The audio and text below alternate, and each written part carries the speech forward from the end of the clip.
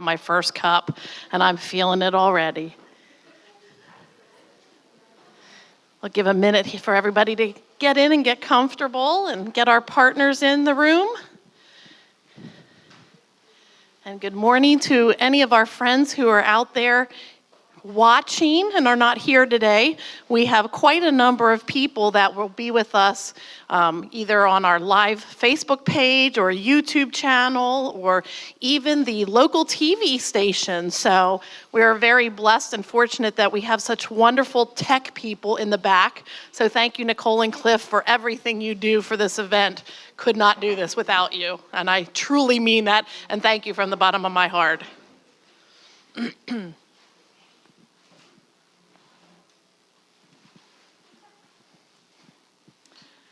Okay, well, good morning to Making a Difference in Dementia Care. If that's not what you're here for, you can get up and leave now, but we hope you'll stay. Thank you, and thank you for smiling back at me. I do appreciate that and appreciate all of you getting up and joining us today. I'm Tina Hess, and I'm the owner of Good News Consulting. We have been doing this event with such wonderful community partners that you will get to meet and learn. I think we figured it out. It's been 17 years, I think, that at least Good News Consulting and Visiting Angels here in York have been partnering. And this was over a cup of coffee all those years ago that said we need to do something in this community. And so this has evolved with the wonderful partners that you will meet here in a minute. But again, I want to welcome all of you and I want to thank you. Just a couple housekeeping details out these doors. If you turn right, if you need to use the men's room or the ladies' room, they are right out the door here to the right. And please feel free to get up and get yourself something to drink and eat. Anything that you don't eat, we're gonna have to pack up and I'm gonna have to lug home. So please, you can fill your bags if you want to. So before we start anything, I would like to have Pastor Don Heindel, who is the pastor of this church, and I would like to introduce you to him because we wouldn't be in this beautiful church if it wasn't for him and his hospitality with him and his staff. And I did ask him if he would please open us in prayer this morning. Absolutely. Let me just say that if you're a little chilly, it is actually the heat that is on, but when the air starts moving, it feels cooler, but we do have some heat on, so just in case you're feeling a little chilly, hopefully you'll be fine. It's great to have you, so welcome, enjoy this morning, and help yourself to whatever you need. Let us know if you need anything. Let's pray together. Father, thank you so much for our time here this morning. Thank you for the way that you care for us, and here today as we learn how to care for others, we just pray that you would enlighten us, open our minds. I pray, Lord, for all who are here, that they would be encouraged and they would be motivated to continue to do the work that you have for them in the lives of people they love. Pray, Lord, for this day, that it will bring great blessing upon everyone in Christ's name. Amen. Thank you, Pastor Don. Appreciate that. So you heard me say that I'm the owner of Good News Consulting, so I'll quickly tell you, and then you will hear more about us. But we are a consulting, training, and care management company that specializes in dementia care. So that is why I'm here, leading all this today. I also am co-facilitator for Dementia Friendly York and Adams. Is there anybody out there who has heard of this movement yet? Thank you. After today, you're all going to be able to raise your hand, and we'll tell you more about that as well. But I am going to start the introductions of our community partners with, I say this, my co-facilitator for Dementia Friendly, but I'm going to let Jill introduce herself and tell you a little bit more about her and her company, and then we're going to have all of our community partners introduce themselves so that you get to know them, who's here, and if you have any questions. In the middle of your table, there are some note cards, and we would like, when we move into the panel, we would like you to write questions down. I'm at that age where I have to write it down as soon as I think about it. So if you're just like me, you write that question down as soon as you have it, and then we will address those during our panel. Okay? Okay, Jill? Good morning. I am Jill Kaler. I'm with Visiting Angels, and we provide non-medical home care. Just along with all of our other community partners, we all have tables out there, so you're welcome to stop by if you have questions or if you're looking for information.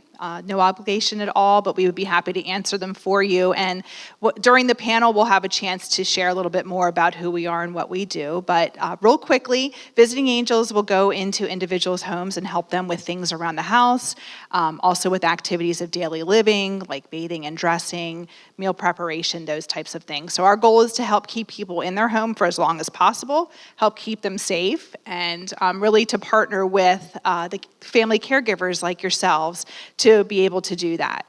As Tina mentioned, I'm also a co-facilitator with her for Dementia Friendly York and Adams, and we really work with volunteers throughout the community to educate people on what dementia is and different signs and symptoms and different things that we can all do to try to support our loved ones that are living with dementia.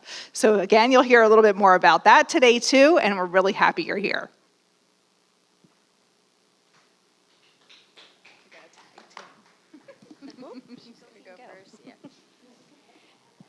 Good morning, everyone. My name is Frances Gibbons, and this is Brianne, and we work for the Alzheimer's Association, so the Greater Pennsylvania chapter. There are 80 chapters nationwide, but here in the state of Pennsylvania, there's 2, and we cover 59 counties out of the 67 here in the state of Pennsylvania.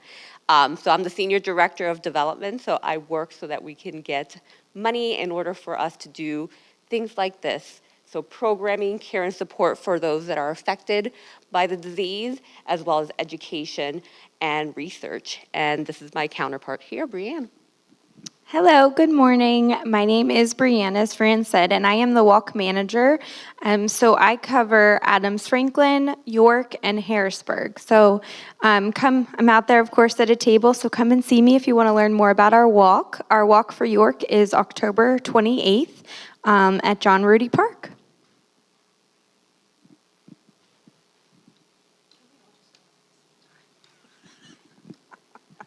Hi, good morning. I'm Denise Lauer. I'm from Memorial White Rose Home Health and Hospice. We are covering York County, currently the far western edge of Lancaster County and the far eastern edge of Adams County. So if you have questions as to whether or not we can provide services in your area, just please feel free to ask. So as I mentioned, we're home health, we're hospice services. Obviously, dementia is a huge part of what we do in terms of caring for our patients. So it is typically a service that is covered by your insurance. And again, it might be dependent upon your insurance, but that's certainly something we can check out as well. So feel free to stop out and see me if you have any questions.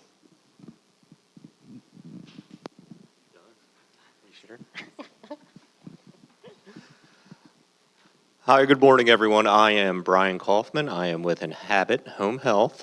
We provide in-home skilled home care services, including physical therapy, occupational therapy, skilled nurses, medical social workers, and home health aides. We provide services across the entire Susquehanna Valley, the Reading area, and in the Pittsburgh market. I represent the York and Adams County area. So if anybody has any questions, I'll be here all day. Please feel free to stop by and pay me a visit. I have donuts. Oh, sorry. There you go. Thanks. Good morning, everybody. My name is David Kalinowski with AARP Pennsylvania, based in Harrisburg, but I'm responsible for covering York County here. So AARP has 1.8 million members in the state of Pennsylvania. So I can't do it alone. We do it through volunteers. A lot of our volunteers go out and do things, and we pride ourselves on doing 3 main pillars of activities: health, wealth, and self. And caregiving and dementia care obviously comes under the health category, but it also impacts finances. So we're talking about wealth. And also, because you're caregivers, you need to be able to socialize and have some fun outside of your caregiving role too. So that's where sort of the fun and fulfillment come into play. So we offer things like movies for grown-ups that I know at least one person in here takes advantage of. But anyway, we have a great resource table out there, so help yourself, and I'll be here to answer any questions for you. Thank you.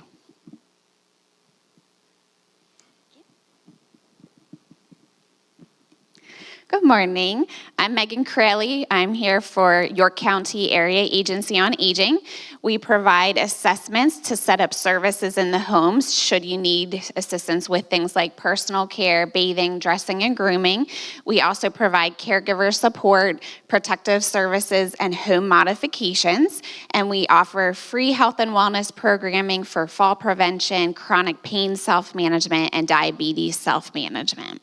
So if you have any questions, you can visit me out at the table.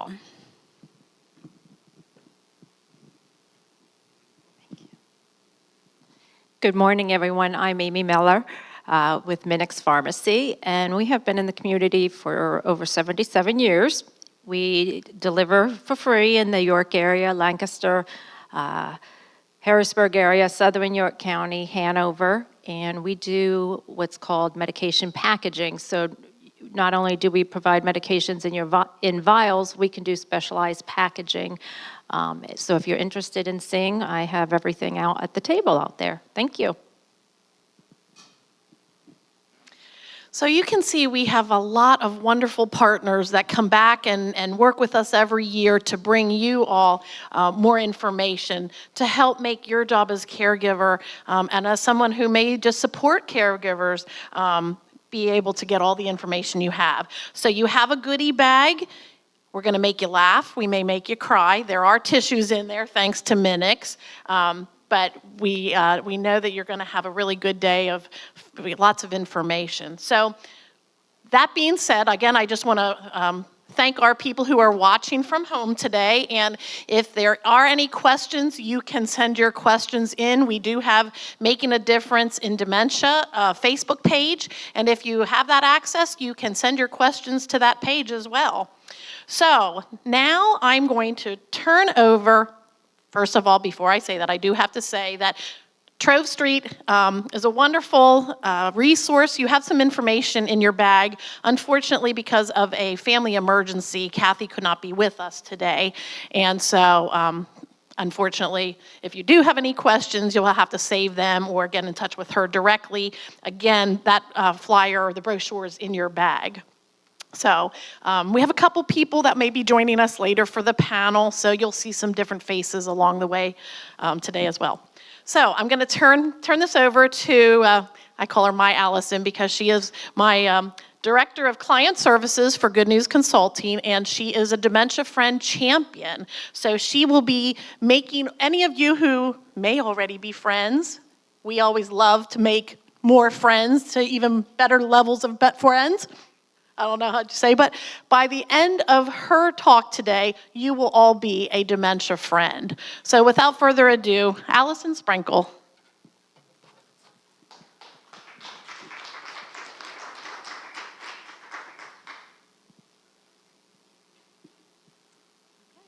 Good morning, everybody. All right, that was awful quiet. We'll have to get you pumped up. All right, so like Tina said, my name's Allison, and I've been with Good News Consulting 16 years.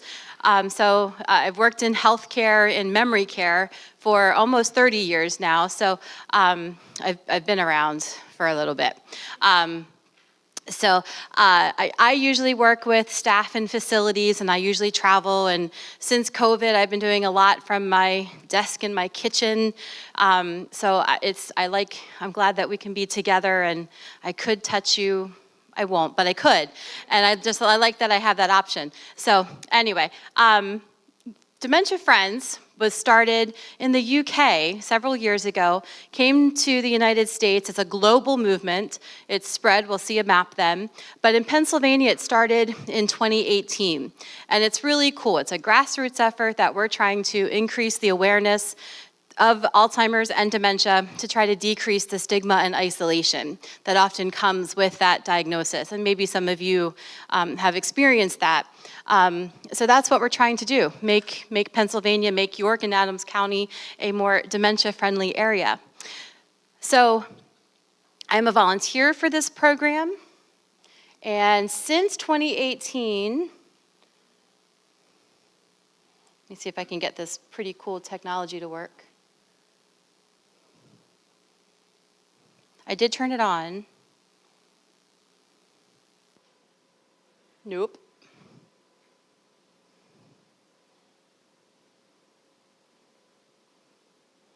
I don't know who that good-looking guy is, but he's handsome, isn't he? Anyway, since 2018, try it now. No?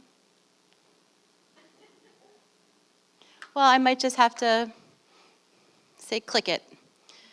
All right, so since 2018, we have made over 11,500 friends, which is very exciting. So that's 11,500 people in Pennsylvania who now know, hopefully, something about Alzheimer's and dementia that maybe didn't know before 2018. So that's what we're trying to accomplish today, is just give you some of that awareness. The program, go ahead and click.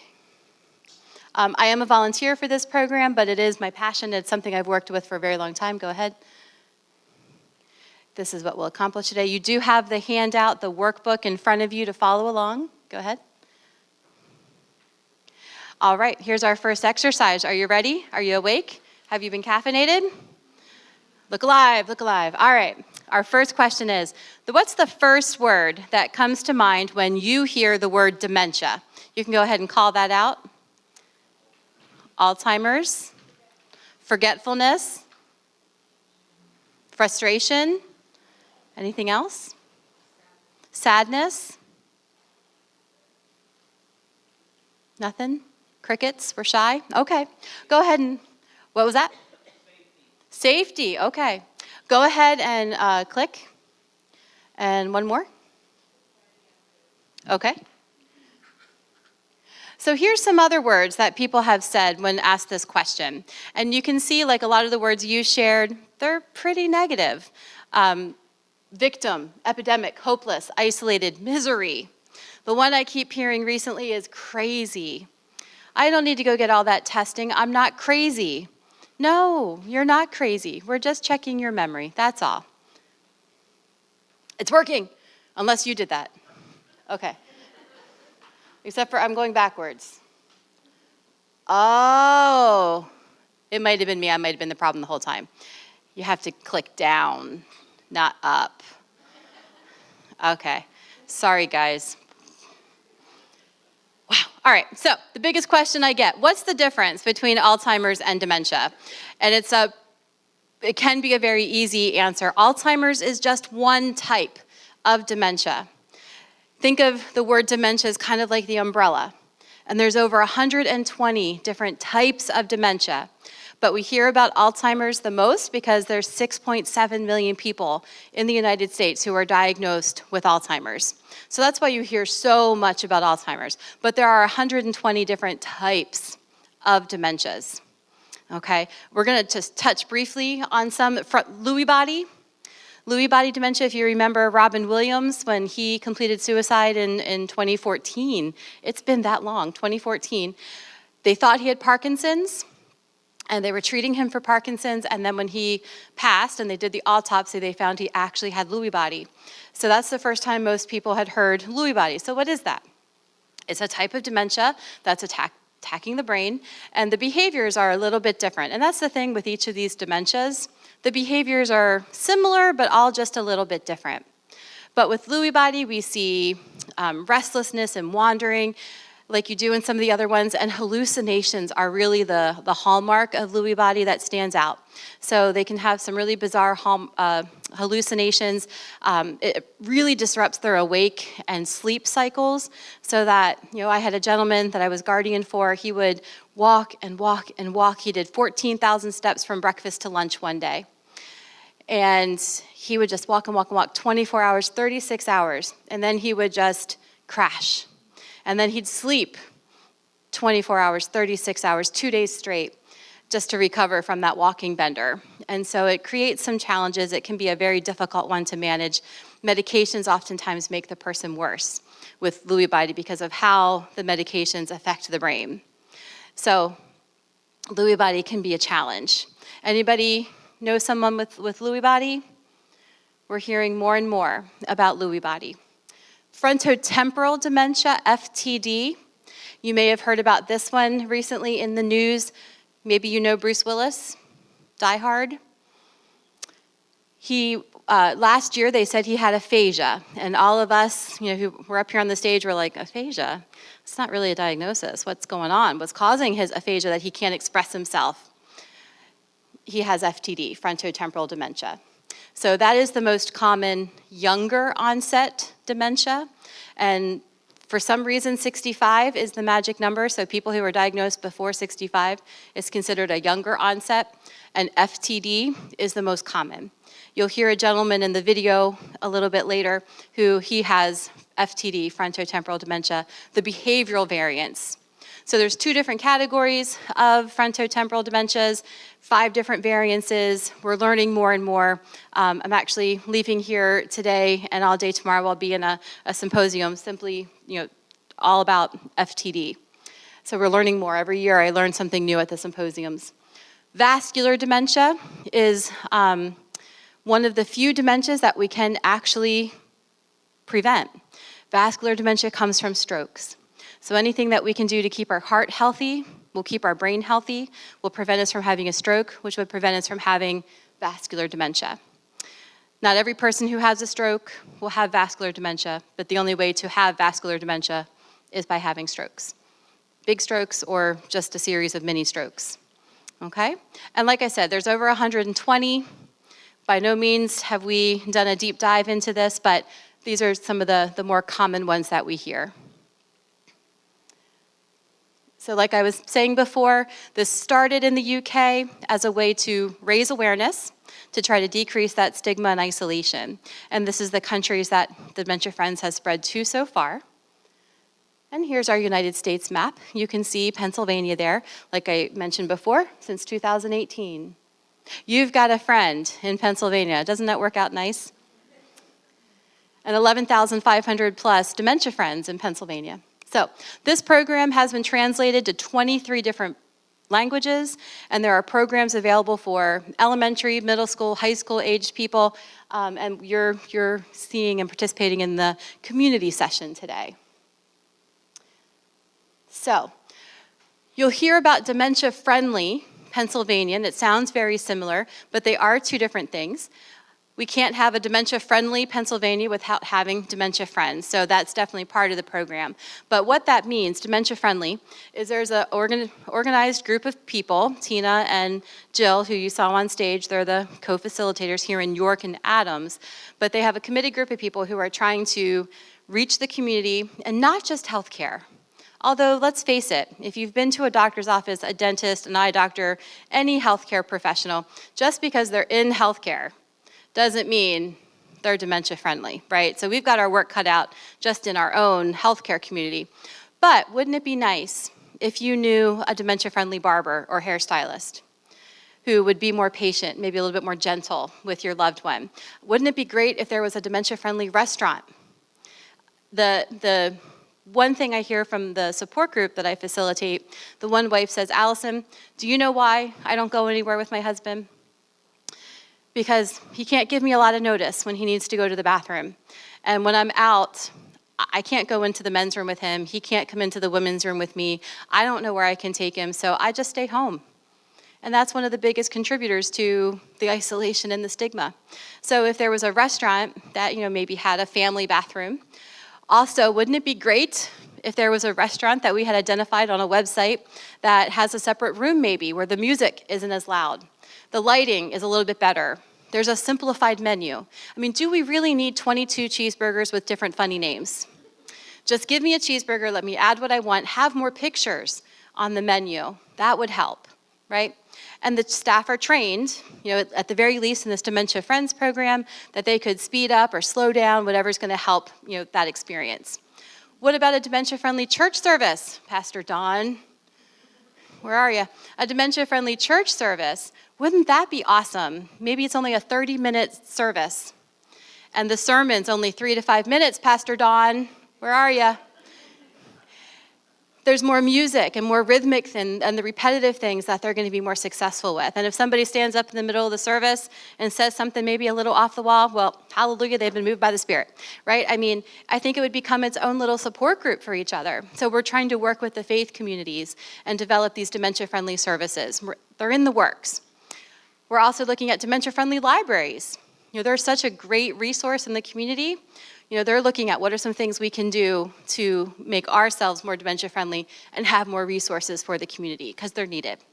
So those are some of the things we're looking at, dementia. And all of our partners today, they're dementia friendly. Visiting Angels is dementia friendly. Belomos is dementia friendly. So they've had these trainings. Minix is dementia friendly.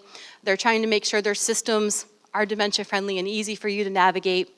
So that's what that means. And we're looking for more of these businesses. Oh, I forgot, first responders. Wouldn't it be great if you ever, we hope you don't, but if you ever have to call 911, that the police officer or the fire department or the EMS that responds would know a little bit about what's going on and be dementia friendly. So that's what we're trying to accomplish. And those are some of the sectors that are identified. Okay, now you're here. I'm imagining it's because you know somebody who is living with dementia or Alzheimer's or one of those 120. And sometimes when you're living in it, it can sometimes be easy to say, oh no, I can't remember somebody's name. Is it starting? Is this dementia? When you work in it, as long as I have, every day it's like, is this it? Is this when it starts? My family, the perception is that I'm assessing them all the time. That is not the case. But anyway, when should we be concerned? What is typical aging? And when should we be concerned? What's a red flag? So this next section, and if you're trying to follow along in your handouts on page 3, these 10 early warning signs, they come straight from the Alzheimer's Association's website. And so if you want more information, you can definitely go to the alz.org website and get more information about these. But when should we be concerned? So, typical aging, you've forgotten someone's name, right? You've walked into a room and forgot what you went in there for. Yeah. We've all done that, right? When it starts to interrupt your everyday living, that's when it would be a concern. If you forgot your haircut, it happens, right? You got a lot of things on your plate, you got a lot of balls in the air. But when it starts to disrupt your everyday living, that's when it's different from typical aging, okay? Hopefully that helps you all sitting here feel a little bit better. Typical aging, we've made mistakes in our checkbook, right? Forgot to enter something, or, you get that little notice from the bank, oh, you overdrew. Or when you're sitting at the end of the month reconciling things, it doesn't quite add up. But you can go through it, you can do the problem solving, and you can say, oh, I see what I did there, right? But the person with dementia, they can't do that problem solving, all right? Typical aging, do you ever have to call the experts, your teenagers, to help you with technology? Yeah, I've been there, done that, this week, actually. So, there definitely can be troubles with things that you don't use every day. But I will tell you, if I ever have trouble with my coffee maker that I depend on and love and use every day, that's the red flag. Something that I use every day, if I start having trouble with that. But here's the thing. My dear sweet husband, he loves me. He loves me so much. I adore that man. He practically, honestly, I think he's being considered for some medal for putting up with the most difficult wife. I'm pretty sure. He's amazing. So if he ever sees that I'm struggling with my coffee maker, and honestly, maybe I give him more credit than I should. Maybe it's just self-preservation, to be able to put up with me. Because I do believe in magical beans that make me a better human being every day. So when he sees me struggling with my coffee maker, whether he loves me or it's, because he is self-preservation, he makes the coffee for me. Honey, I'll make the coffee. Here's your coffee, that saint of a man. And that's what happens. We see the spouse or sometimes the family start to do those things out of love. And it's not that they're trying to mask anything or that they're in denial.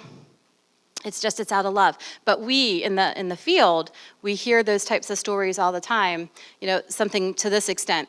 My husband might go away or, heaven forbid, he has to go to the hospital. My family comes, my 3 teenage girls, they come stay with me for a few days, and they're like, I didn't realize how much Dad was doing for Mom. I didn't realize how confused Mom was. Because they might live a couple hours away. I have 2 in college, they live a couple hours away. And they call, and they say, Mom, what are you doing today? The same thing I do every day. What'd you have for breakfast this morning? The same thing I have every day. And do you question that? When you call your parent and ask them what they're doing, and they say, the same thing. No, you don't question that. You don't get any indication that there's something going on or there's something wrong. So when they come to visit, sometimes it can be a real smack in the face that, oh, there is something going on here, and they didn't realize. So we hear that kind of scenario quite frequently. Typical aging, you've all lived through that week between New Year's and Christmas, or Christmas and New Year's, where you're like, what day of the week is it? Why do my pants not fit? What is happening? Right? You've all experienced that week. But you know to look at your watch to see the date, to look at the calendar. You can get yourself reoriented. But the person with dementia would not be able to do that. My stepdad, I know I was talking with some of you in the front there. My stepdad was diagnosed with Alzheimer's. This February was 3 years. And he had cancer treatment. He had tonsil cancer 8 years prior, and he had 2 years of treatment. And the doctors kept saying, we saw some confusion, and the doctors just kept saying, it's chemo fog, it's chemo fog. Something happened, I'll talk about in a minute, that was like, this is not chemo fog. So finally, we finally got into the right doctors, finally got the diagnosis. It's been 3 years. But this fall, right around the time change, he started doing this funny thing where he gets up at 2 a.m. Now, he's often gotten up at 2 a.m. to go to the bathroom, and then he would go back to bed.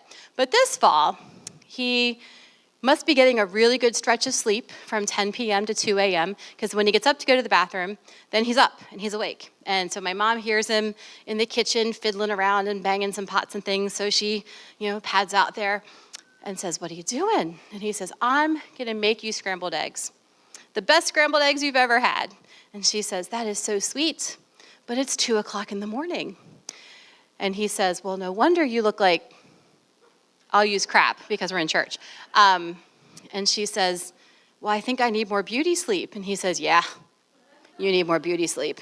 So she calls me the next day at an appropriate hour and tells me this. And I said, well, that's the trick. You need to keep looking like crap so that he knows it's time to go back to bed. We need more beauty sleep. But that's been happening more and more frequently. It happens a couple nights a week now because he gets confused with the time of day.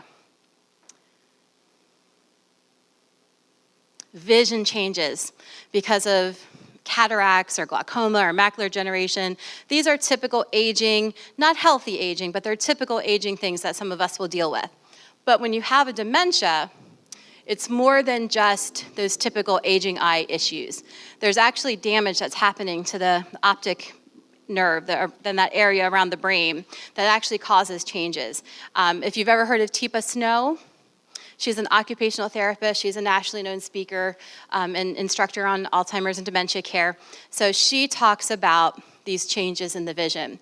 So if you don't mind, we're all going to look a little silly. And those of you at home, I can't see you, but I'm just going to go on faith that you're doing this with us, that we're all going to look silly together. But to demonstrate, for you to feel what this feels like, we're going to do this together. Okay? So in the beginning of the dementia, she talks about scuba vision. So go ahead and put your scuba mask on. And it really limits how much they can process. It's not that they can't see it, but how much information they can bring in, how much they can process, to about 45 degrees. We're going to see a video at the end that's actually, it shows you, it's a little fuzzy around the edges. So that's in the beginning. Now, when you scare the snot out of them because you walk up beside them, that might be why. And then towards the middle of the disease progression, she talks about binocular visions. Go ahead and put your binoculars on. It's hard with a microphone. Okay, about 30 degrees. And I know I've worked in facilities for a very long time, and sometimes when I'm helping in memory care, you would see people, if you don't tell them, hey, Allison, right here's your dinner. If you don't get me to look down and look at my dinner, if I'm looking straight ahead, I see the plate across the table, and I might start trying to eat off the plate across the table. And they may not like that I'm trying to eat off their plate, right? So, but that's the one I see because of that binocular vision, okay? Then, towards the end of the disease, they develop what we call monocular visions. Go ahead and cover up one eye and put on your telescope. And it's about 15 degrees. So they can get very easily startled, and it's very difficult for them to take in a lot of information. Okay? Now, I am definitely not the one that makes you cry. I am the funny one, so if you're feeling a little teary, just know, Maya Angelou probably said it the best. You do the best you can, and then when you know better, you do better. So never be upset about things that you've done, things that you've said. We just move forward, okay? When we know better, we do better. Because I hear that all the time. Oh, I had no idea. Well, that's why you're here. And that shows great commitment. All right, so typical aging, you've all had that tip of the tongue, right? It's right there, it's on the tip of your tongue. But think of your brain as a computer. And have you ever had an old computer? Maybe it's 10, 12, 15 years old. Maybe you're still holding on to that Commodore from 1989 that you invested a lot of money in. It still works, right? All the files are still there. But when you try to open those files, what's happening? That thing keeps spinning, and you wait, and you wait, and you wait, and you wait some more because it slows down, right? But the files, the information is still there. And that's typical aging. When the person has dementia, that file is gone, it's missing. So it can spin and spin and spin, but it's never going to open because the file is gone, okay? It's not just that it slows down, that's typical. So if it takes you a while to think of things, if you wake up at 3 a.m. and you're like, oh, Harriet, that was the name, whatever, right? That's typical aging. But the person with dementia, it's just not there anymore. And it's, again, it can be interrupting their everyday living. And that would be the red flag. Typical aging, you've lost your keys before, right? We were at IKEA last night. I picked up my daughter from school, and she's going to get an apartment this summer. And we had to go to IKEA. We just had to. So we're at IKEA last night. We're checking out. It's close to closing time. And this poor woman comes up, and she says, I lost my keys somewhere in this store. Right? They want to close. They want to go home. So does she, but she can't because she can't find her keys. Obviously, she had them when she got there, right? Because she got there. But now they're lost. Have you ever been to IKEA? The place is enormous. And you're everywhere, right? Like you're sitting on the couches and you're touching this duvet and you're in the kitchen looking at all the cabinets and the drawers that open. So who knows where she might have left her keys, right?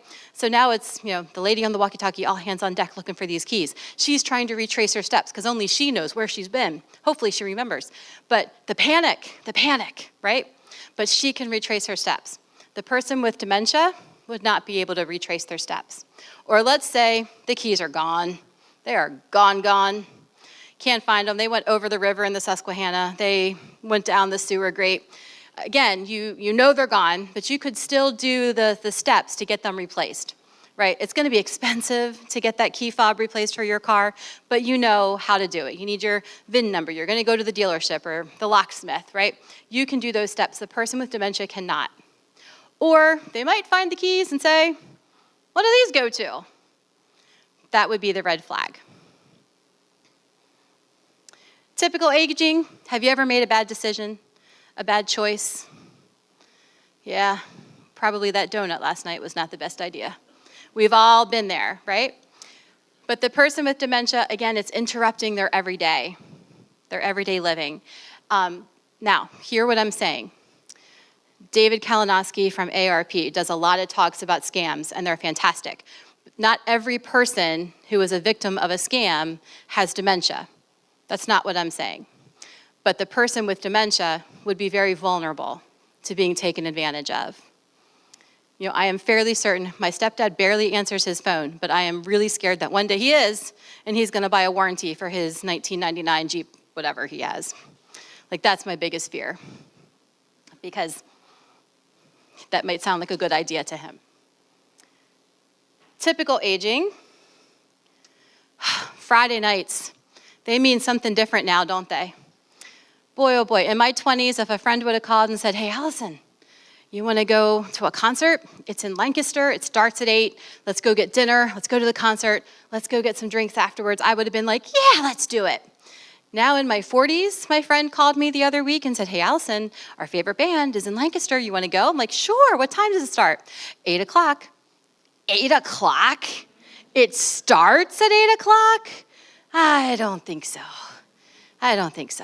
I'll just listen to their CD at home.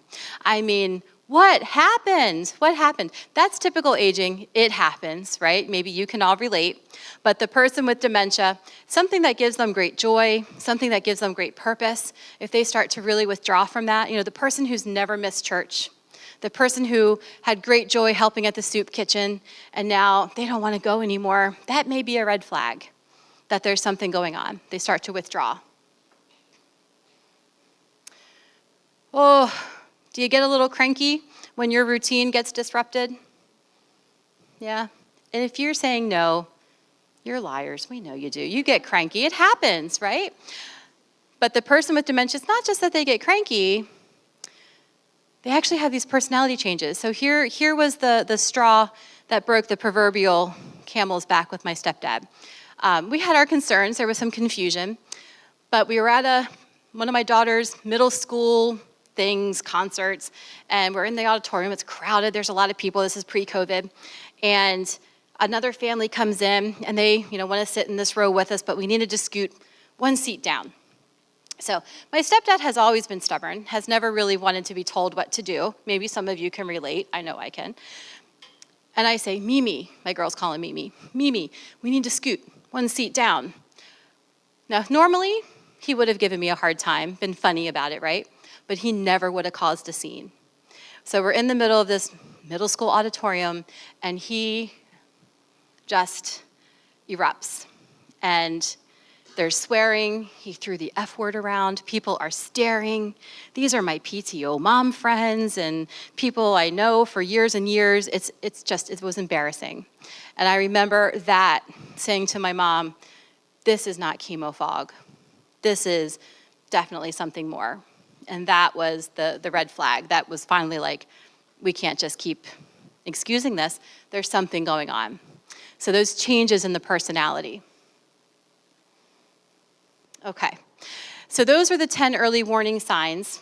And now, we talked about all those negative things, but our hope with these, the 5 key messages in your workbook, they're on page 4. We're going to watch a video from the Dementia Friends in Georgia, and they're going to explain to you what the 5 key messages are so that you can fill in those blanks on your broken sentences worksheet.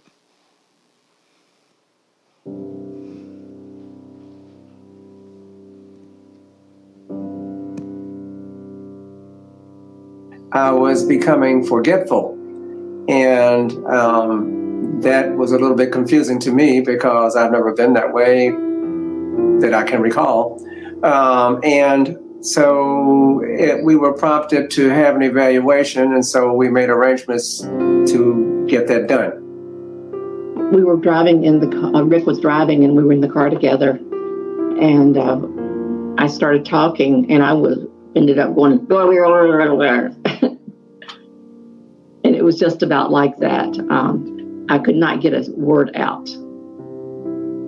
And that was one of the things that really bothered me at the time.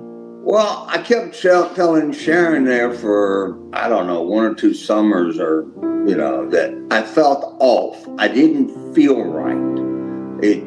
I could tell it wasn't physical. It was just, my brain wasn't functioning correctly. And I just couldn't put my finger. She kept asking me, well, what do you mean? I don't know. I just know that something is off, but I can't tell you what.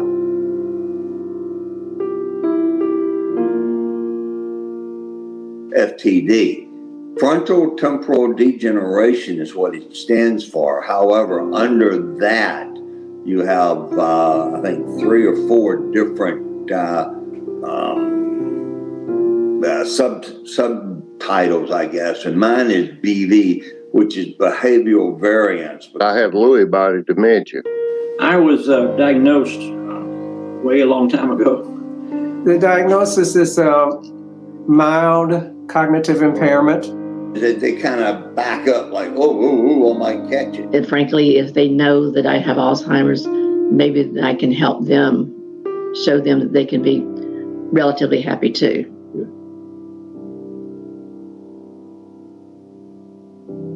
What I noticed is he has a PhD in business, And he was always very frugal with money.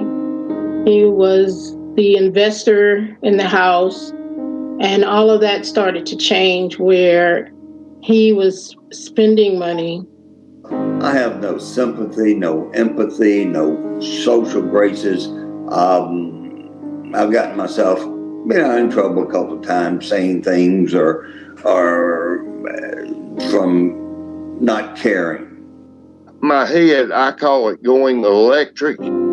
It's like if you can imagine looking in a kaleidoscope and just seeing colors of all dimensions swirling around. That's the way my head does. So he used to do all the driving. Now I do all the driving. Pray for us.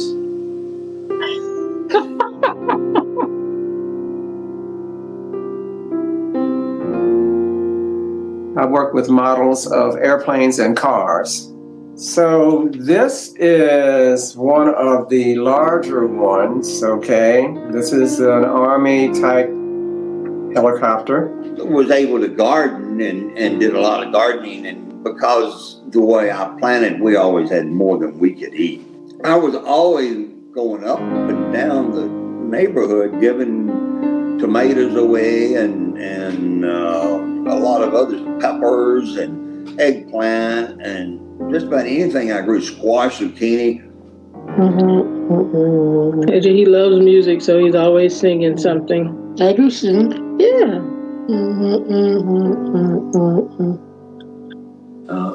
There's a lot of good living ahead for all of us. Just different. Yeah.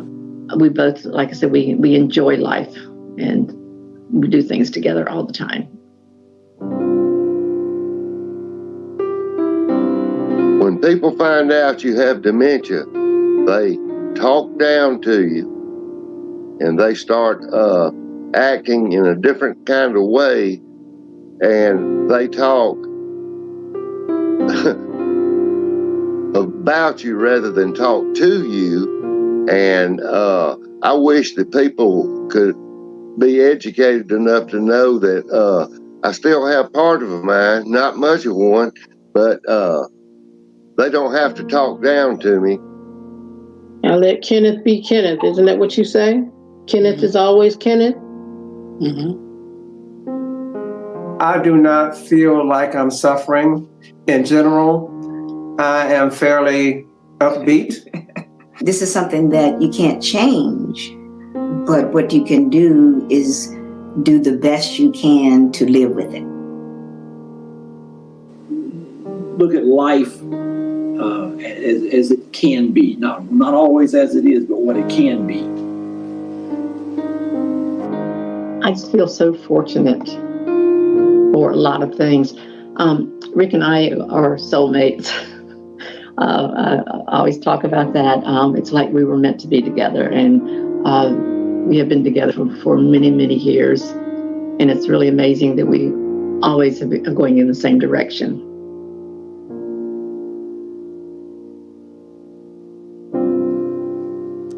Okay, so that was created by our friends in Georgia. And I think it's just so powerful to hear from the person who's living with the disease, the caregiver who may be just like one of you, sitting here or at home. So to recap, because this is really what we want you to take away from today, are these 5 key messages. So to make sure we've got the right things written in the blanks there. Dementia is not a normal part of aging, or, really, what is normal? That's a setting on your washing machine, typical aging. Dementia is caused by diseases of the brain. There's over 120 different types of dementias. Dementia is not just about having memory problems. It's affecting every part of your life. It is possible to have a good quality of life with dementia. And there is more to the person than the dementia.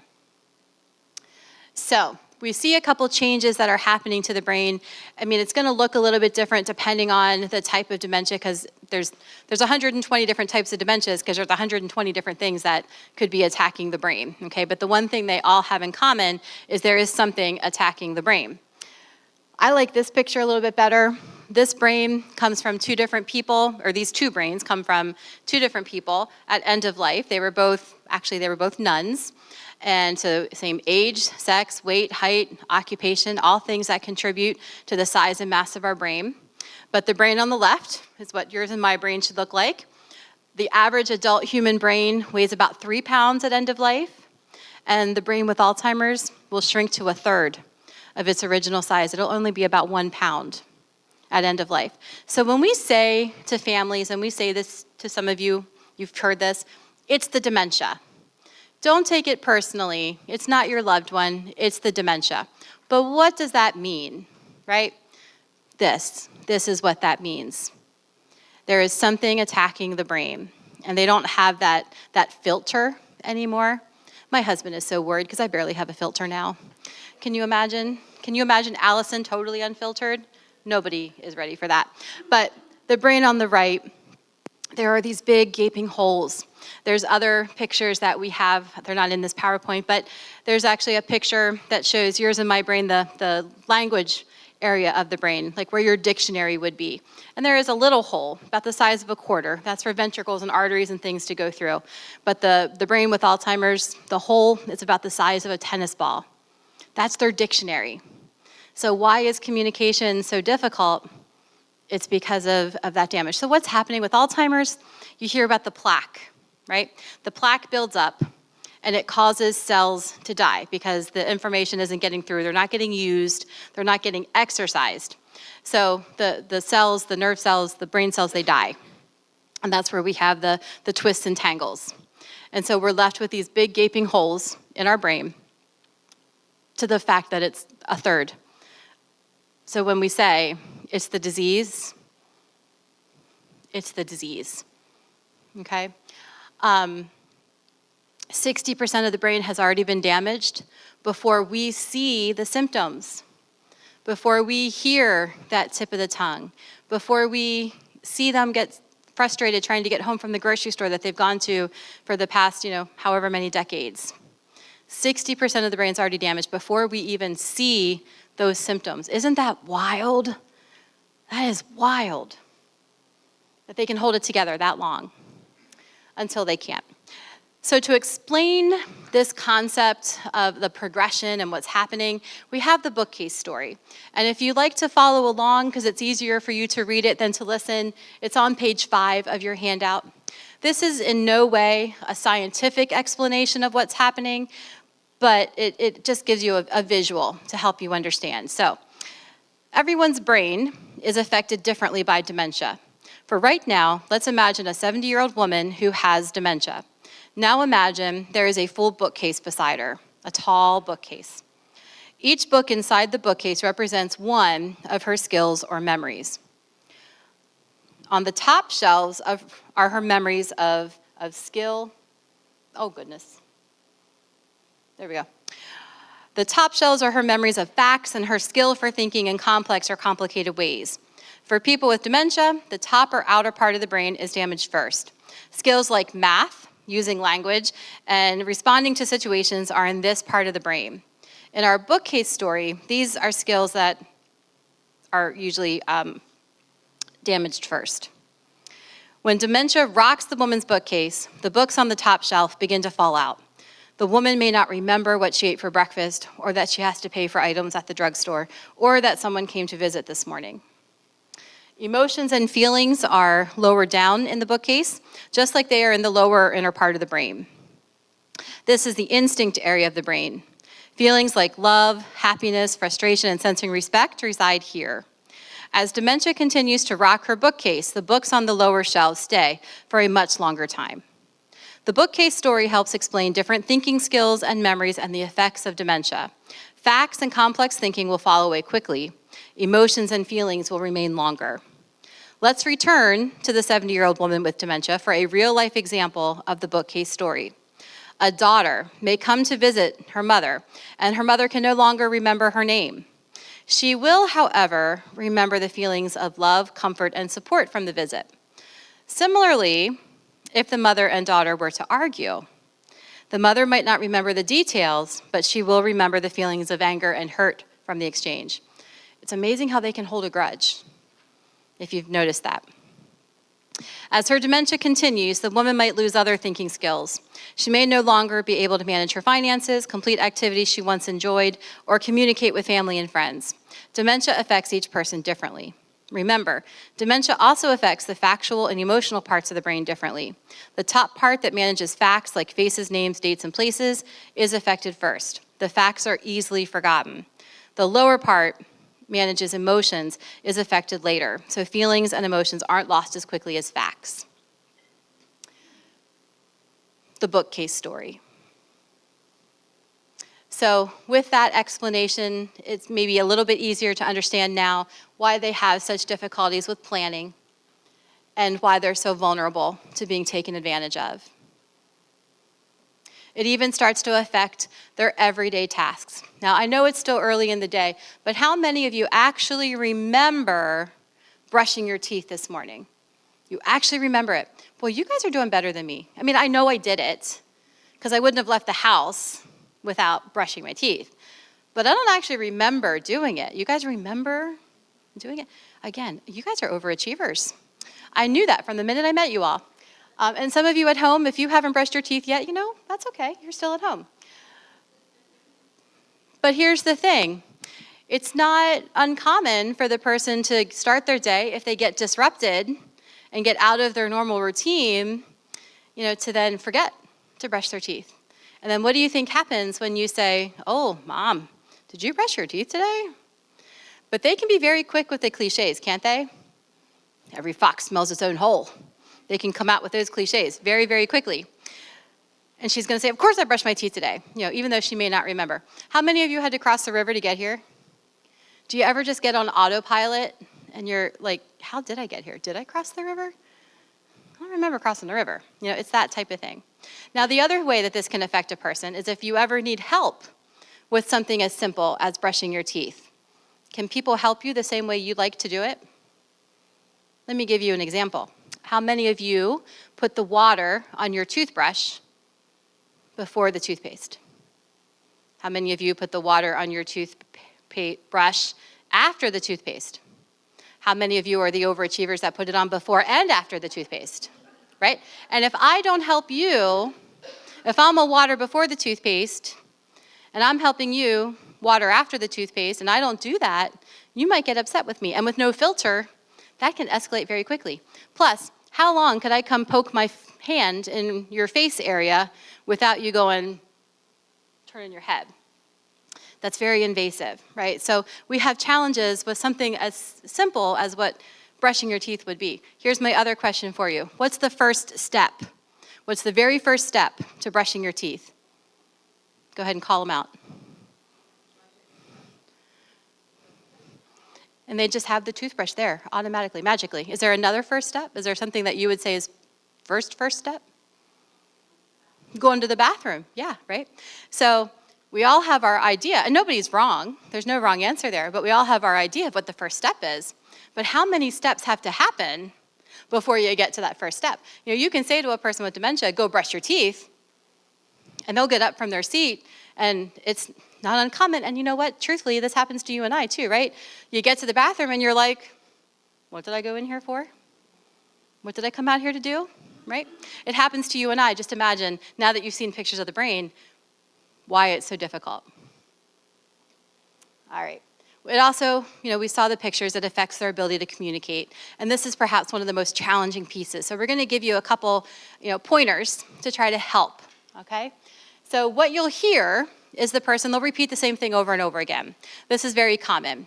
We were in a minivan, which should have been a 6.5-hour drive, ended up being 10 to Vermont with my 2 teenagers and my husband and my mom and stepdad with Alzheimer's. And if he asked one time, he asked 20 bajillion times, where are we going? What are we doing? What are we gonna do when we get there? Whose car is this? Because we rented a minivan so we could all be together. You know, where are we going? What are we doing? That's the most common dementia behavior. And that's good and great if you're only with them. You know, staff have an 8-hour shift and then they go home. But if you're a 24/7 caregiver, that can be exhausting, right? But this is a very common behavior. When they say it's the disease, It is the disease. And every time they ask, that's the first time they're asking. They might invent new words. Auguste D. was the first person Dr. Alois Alzheimer's journaled and monitored back in 1901. Now we know she was the first person with Alzheimer's, documented with Alzheimer's. And she would walk around the psych hospital. This is what intrigued him. She'd walk around this hospital and she'd say over and over again, I've lost myself, I've lost myself, I've lost myself. She'd point to the coffee cup and call it the milk pourer. She'd get herself in a corner of the hospital and not be able to figure out she just needed to turn around to get out of the hospital. These are things that were happening in 1901, and they are still happening in 2023. We see the same behaviors, but this making up new words, the milk pour. I knocked on a lady's door a couple months ago, and she said, don't come in, I'm barefoot. She was not barefoot. She was naked, but the word that came out was barefoot. So we hear that paraphasia quite often. That's very common. So it's important for us to be treating the person with dignity and respect. And some of these things are very much easier said than done, for sure, especially when you're together 24/7. Be aware of your own feelings so that you can be patient and supportive.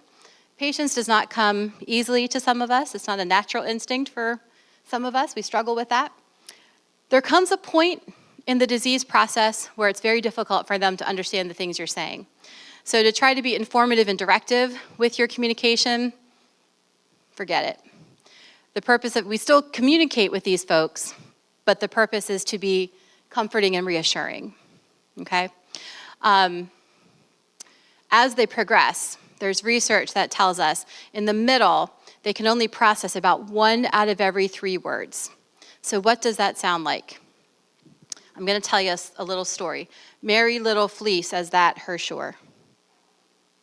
What am I trying to tell you? Mary Little Fleece, as that her shore.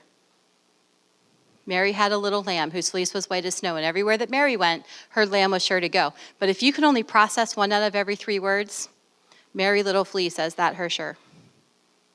Now, is there any question when you go up to somebody and say, come on, let's go get breakfast, let's go, and they just sit there and they don't move? Now they're difficult, they're contrary, they're a curmudgeon, they're stubborn. We have a million words for them, right? Is it possible that they didn't understand what you asked them? And then here's the other mistake we make. I said, let's go for breakfast. There's gonna be pancakes and scrambled eggs and coffee. I know how much you like coffee, let's go get coffee. And they just sit there. And now they're even more difficult and more stubborn and more of a curmudgeon. But we talk, blah, blah, blah, blah, and they shut down because they can't keep up with all the words. So there's definitely some things we wanna do. And then as they progress more, we sound like Charlie Brown's teacher. Do you know what Charlie Brown's teacher sounds like? Womp, womp, womp, womp, womp, right? So again, we're comforting and soothing because we're not going to be able to successfully be directive and informative. We want to avoid arguing, and we want to encourage nonverbal communication. Think back.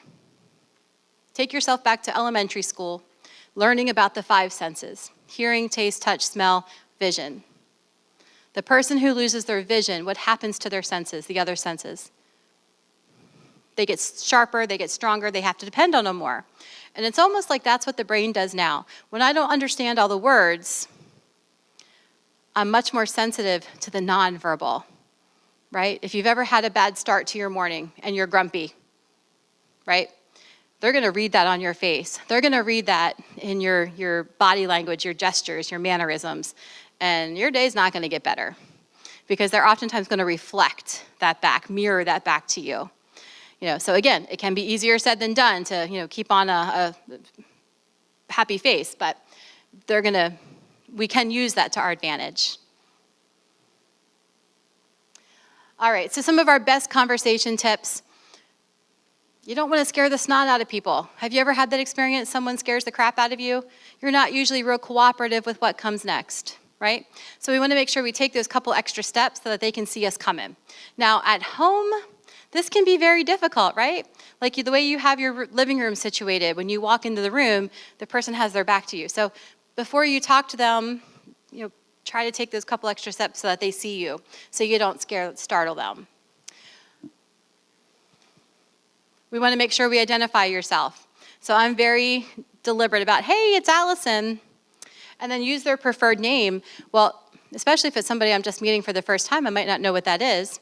Or it might be someone I haven't seen in a while, so I might check in. So here's what that looks like. Hey, it's Allison, and you are. And those social graces remain intact pretty late in the disease process. So when they introduce themselves and they say they're Judge Judy, they're Judge Judy, okay? Keeping good eye contact. But if I stand right in front of you, this is confrontational, right? You're in trouble. But if I move just a little bit to the side, that's supportive. But even still, if I'm standing above you, who's in charge? Still me, right? So if you can sit down next to them, that you're on the same level, that's going to help them feel less intimidated, less threatening, and they're usually going to be a little bit more cooperative as well. So, I already talked about preferred name. We want to start using simple sentences, simple phrases. You know, I don't care if it's breakfast, lunch, or dinner. You tell me it's time to eat, and you use some visual cues, I'm coming with you. That's all there is to it. You want me to wash my face? You want me to wash my arms? There's something magical that happens if you put a washcloth in their hand, it almost always goes to their face. So those are the types of techniques, visual cues we want to start incorporating. Use their language. I know there's a couple pastors that like when I tell this story, and there's a couple that do not, but I worked in Lancaster for a lot of my career, and I had a lot of the dearest, sweetest Mennonite staff who would never swear, would never curse. And I had this one gentleman who was a sailor and a trucker, so you take your pick. He was colorful, to say the least. So my staff would go up and say, hey, Joe, you need to go to the bathroom. I'm a grown man. You don't need to check on my bladder. I'm a grown man. I'll go to the bathroom, and I have to go to the bathroom. And then I had other staff who were also dear and sweet and amazing, but they were not Mennonite. And so they would use his language, and they'd say, hey, Joe, you need to hit the, right?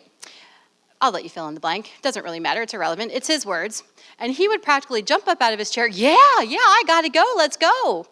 And he would go, and he'd hit the fill in the blank. Using their language. I'm not saying it's the magic wand, but it really does make a difference for a lot of people. Use their language. I think my grandfather, I was 20 years old. He was in the Navy. I was probably 20 before I realized when he was hit in the head what that meant. So use their language. There is some English teacher from high school out there who's looking for the lavatory. Because you've been there. Maybe you were that English teacher. Giving them 20 seconds. There's nothing more frustrating than when someone cuts you off, right? When you're expressing an idea and they cut you off because they have their own idea, you get frustrated, right? So we want to make sure we give them time to process, 20 seconds. So what does that feel like? May I ask you a question, a simple one? But I want you to count to 20 before you answer, okay? So it's Thursday. You got any plans for the weekend? It's supposed to be really pretty.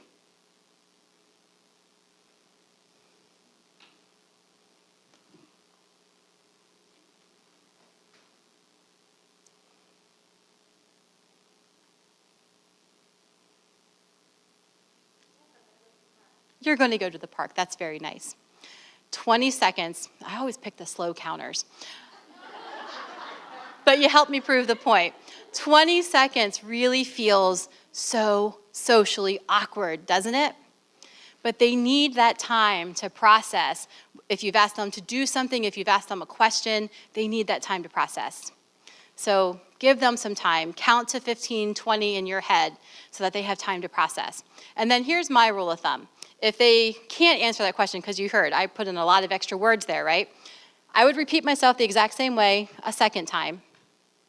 And then if they give them another 15, 20 seconds, and then if they still can't answer or do the thing I've asked them to do, when I ask the third time, I'm going to change my words. I'm going to simplify it. You got any plans? And see if they can answer that. Or rephrase it into a yes or no. That's going to help them be more successful too. Okay. Providing statements, not questions. Lori, you need to pee? Do you need to pee, Lori? No, you sure you don't need to use the bathroom? I am questioning this grown woman if she has control of her bladder. It's embarrassing, it's undignified, it's disrespectful, and I know I can pick on her. She's my coworker. All right, but if I say, Lori, the bathroom is right out this door to the left.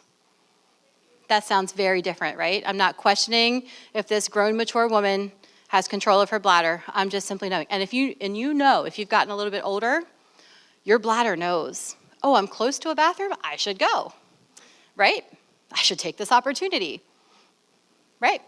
Your spidey senses start tingling. So giving statements is a lot less condescending, and you're going to see better results. Here's your coat. Those types of things. Turning negatives into positives. Again, this does not come naturally to all of us.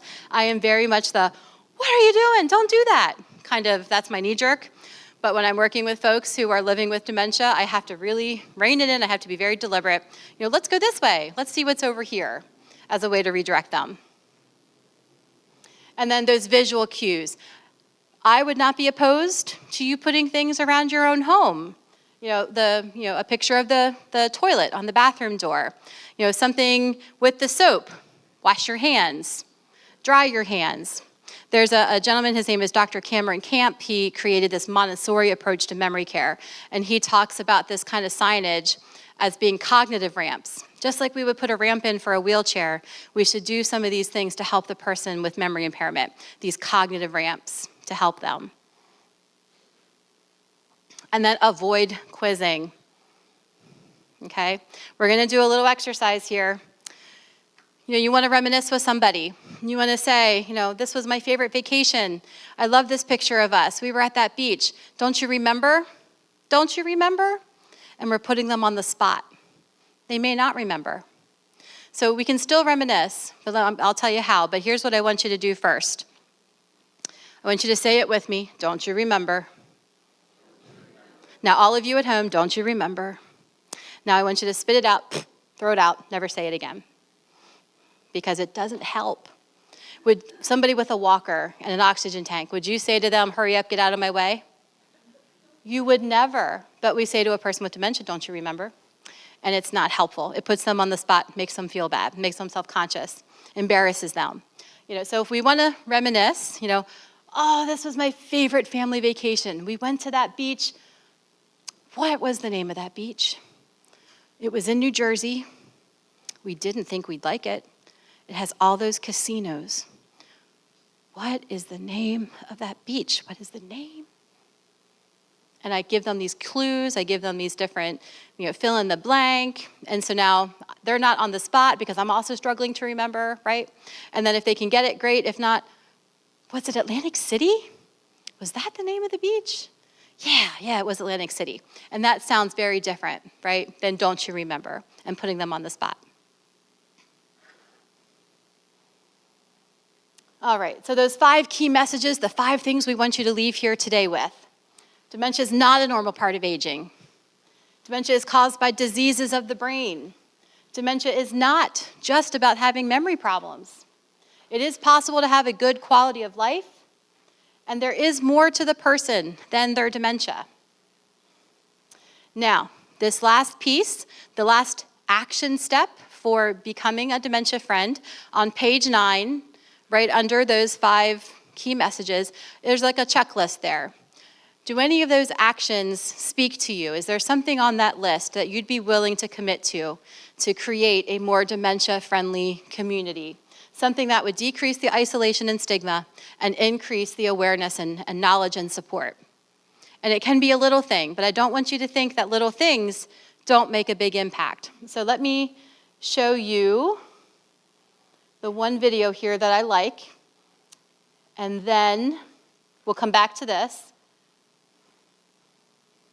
But here's this little video about small changes and what a big impact that can have. 107.9 FM.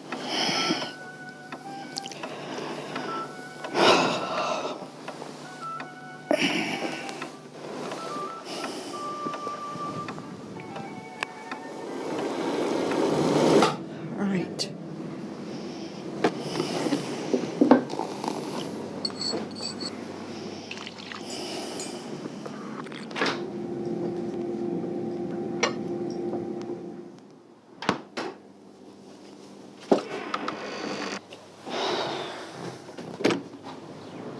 It's not raining.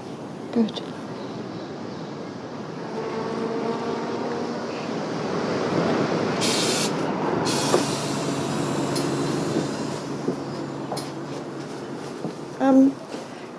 What?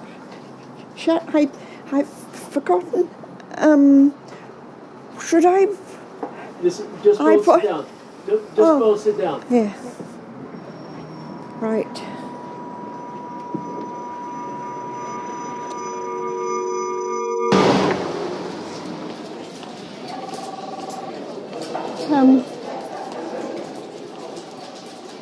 Oh, that way. I don't what? Bit of fuzziness there at the outside edges of what she's seeing. That's that I don't know. that vision changes I was talking about.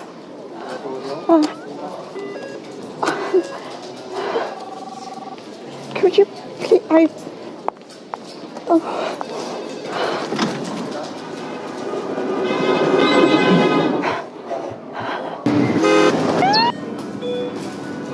It's my list. Shall I go? So I don't know quite what. Oh dear. Where's my bread? Chicken cheese. What? Chicken cheese? Sorry. Oh. Oh.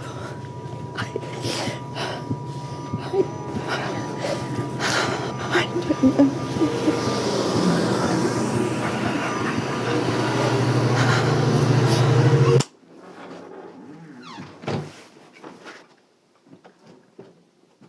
People with dementia have experiences like this every day.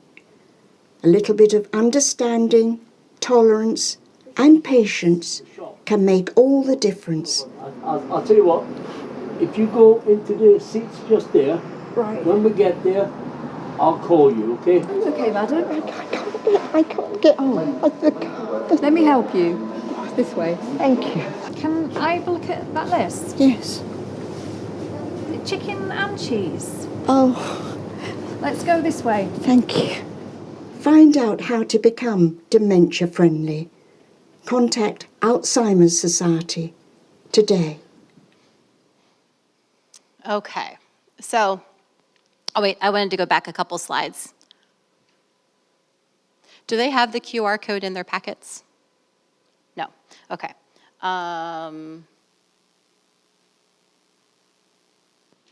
It's not working again. Oh, it's upside down, hang on. Okay, you want to slide down? The one with the QR code. While he's getting there, yeah, there. If you liked this presentation today, my name is Allison. And if you didn't like this presentation today, my name is Lori. Okay. So if you would like to evaluate this session for the Dementia Friends Pennsylvania people, you can take a picture with your camera on your phone, and it'll take you to the link to fill out the evaluation. It goes to the ladies that lead this movement across the state, and you can leave your thoughts and if it was helpful for you or not. This is a grassroots effort. We are slowly trying to reach more and more people, because the more people that are aware, when they run into the chicken cheese lady in the grocery store, are maybe going to be a little bit more patient and understanding with her, and that's our hope. All right, so hopefully you've had some questions, and you can write those down on those cards, and then at the end of today with the panel, we'll answer any of those questions that have come up. Thank you.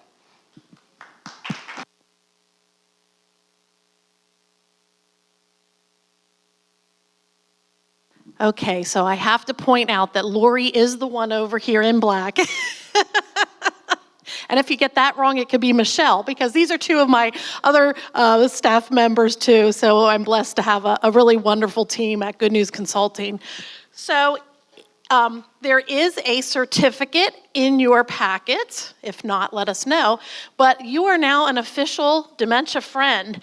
And if you'd like, we even have a sticker. It's kind of like when you go and vote. You can become a dementia friend and get your own sticker too. So these will be out on the dementia-friendly York-Adams County table between Visiting Angels and Good News Consulting. So thank you so much. Again, as Allison said, write your questions down and we will collect those before we move into the keynote. For now, we are a little bit ahead of schedule, so I'm going to say it's 9:50 according to my watch.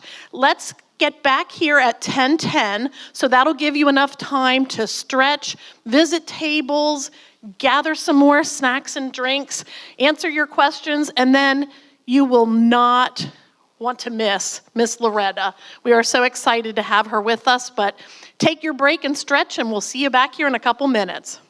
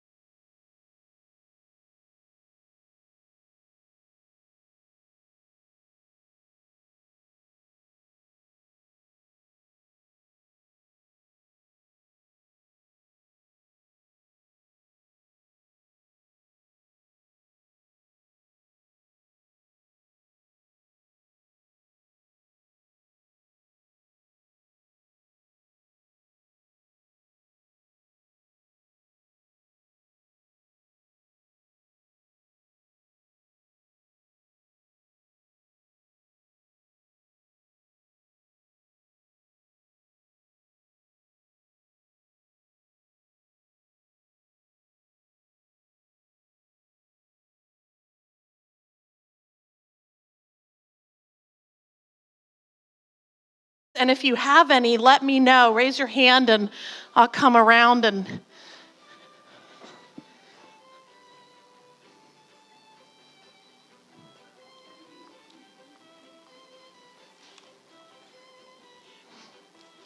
so remember, folks at home, if you have any questions, please send them in. If you're on Facebook, send them in and we will get them answered for you at the panel.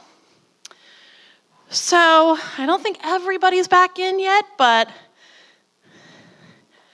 I think we're going to get going because you are not going to be disappointed. It is my great pleasure, privilege, and honor to bring back Miss Loretta Vaney once again. She has been with us here last year, the year before, even during COVID, we were still helping to make a difference. And so without saying anything else, I am going to introduce you to Miss Loretta. She is absolutely fabulous, and you will love her, I'm sure, as much as we do. So, Miss Loretta, stage is yours.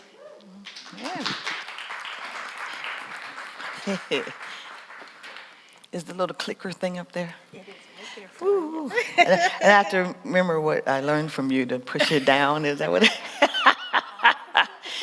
You know, that whole thing about operator error, that would be me.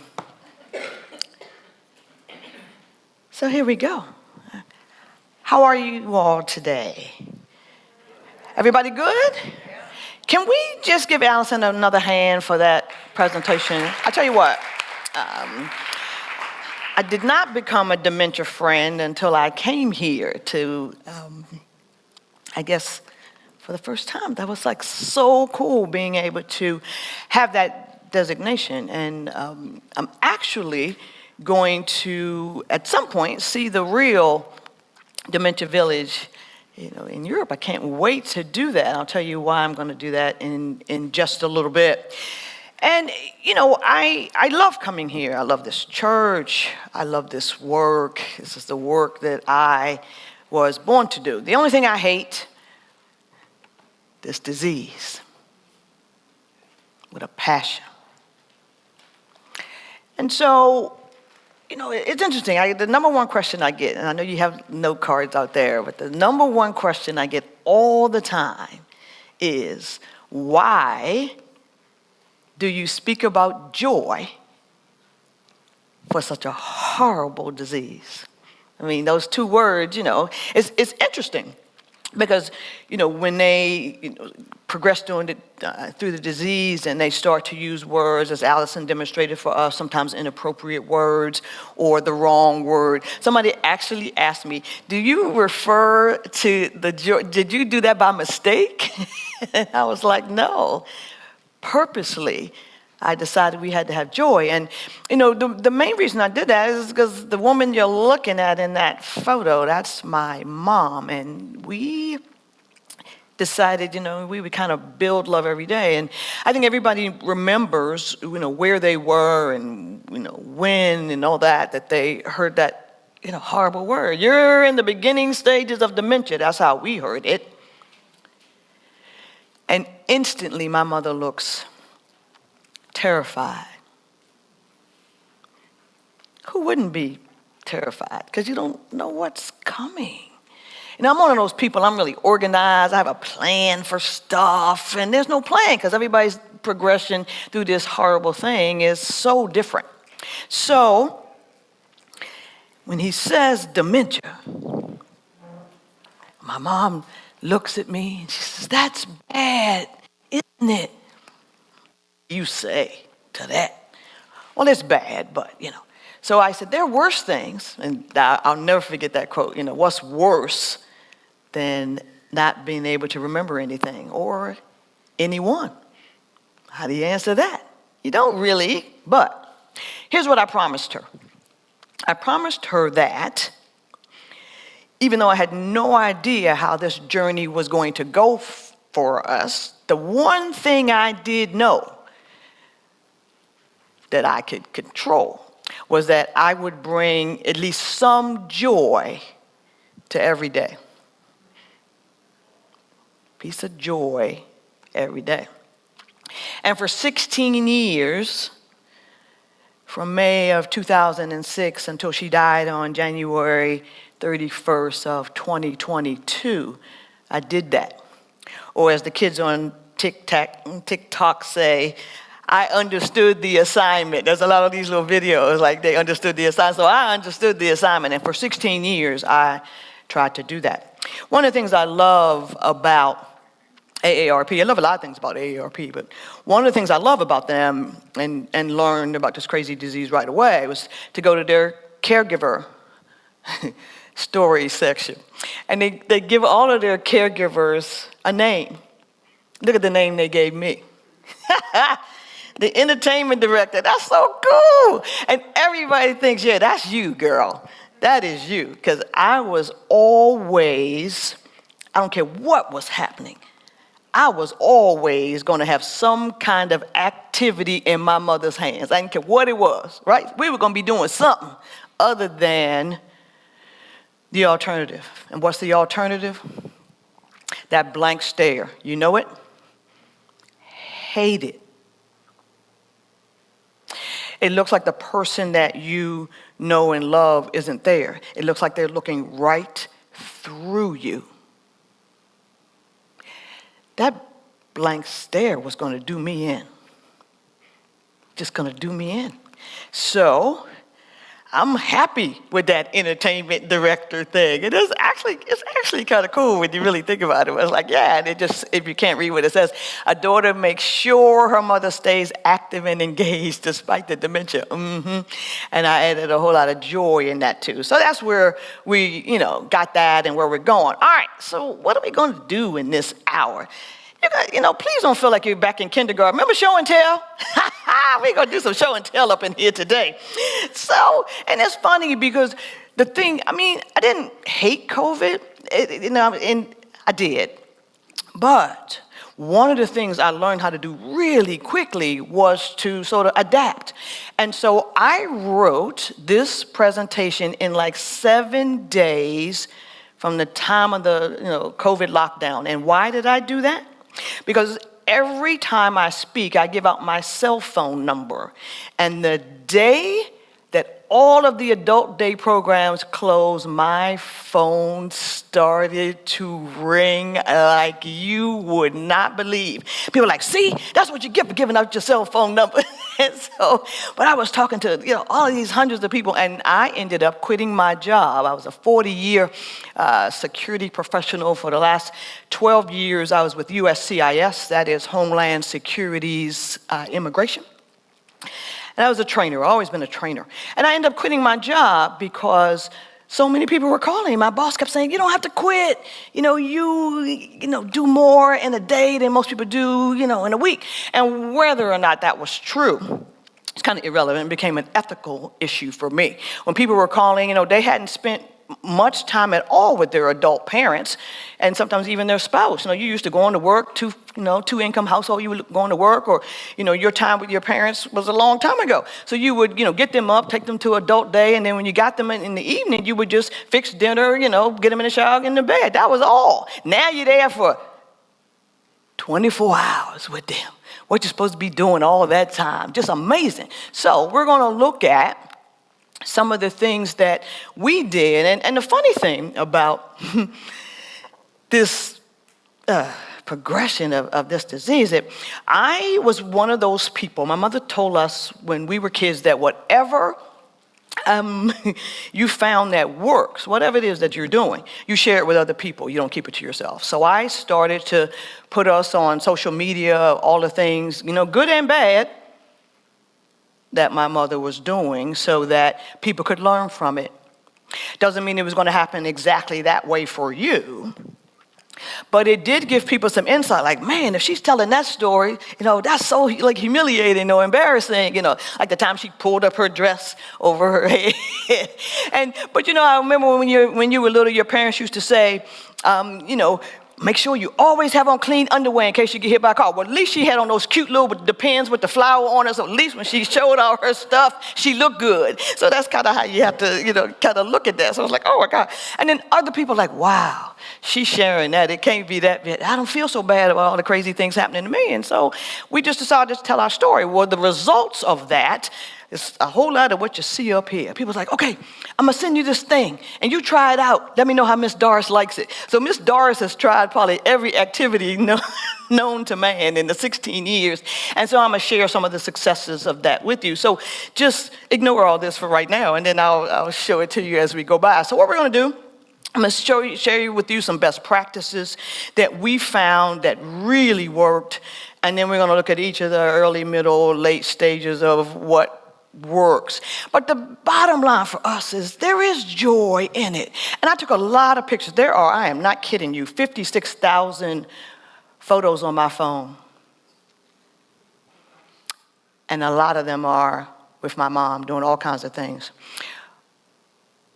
But it's the look on her face most of the time that, all the things that, our kids did. Remember, we took all these pictures of our kids. I want you all to take pictures of your loved ones having fun too, because you don't want to get to the end. We know how this ends. It don't end well.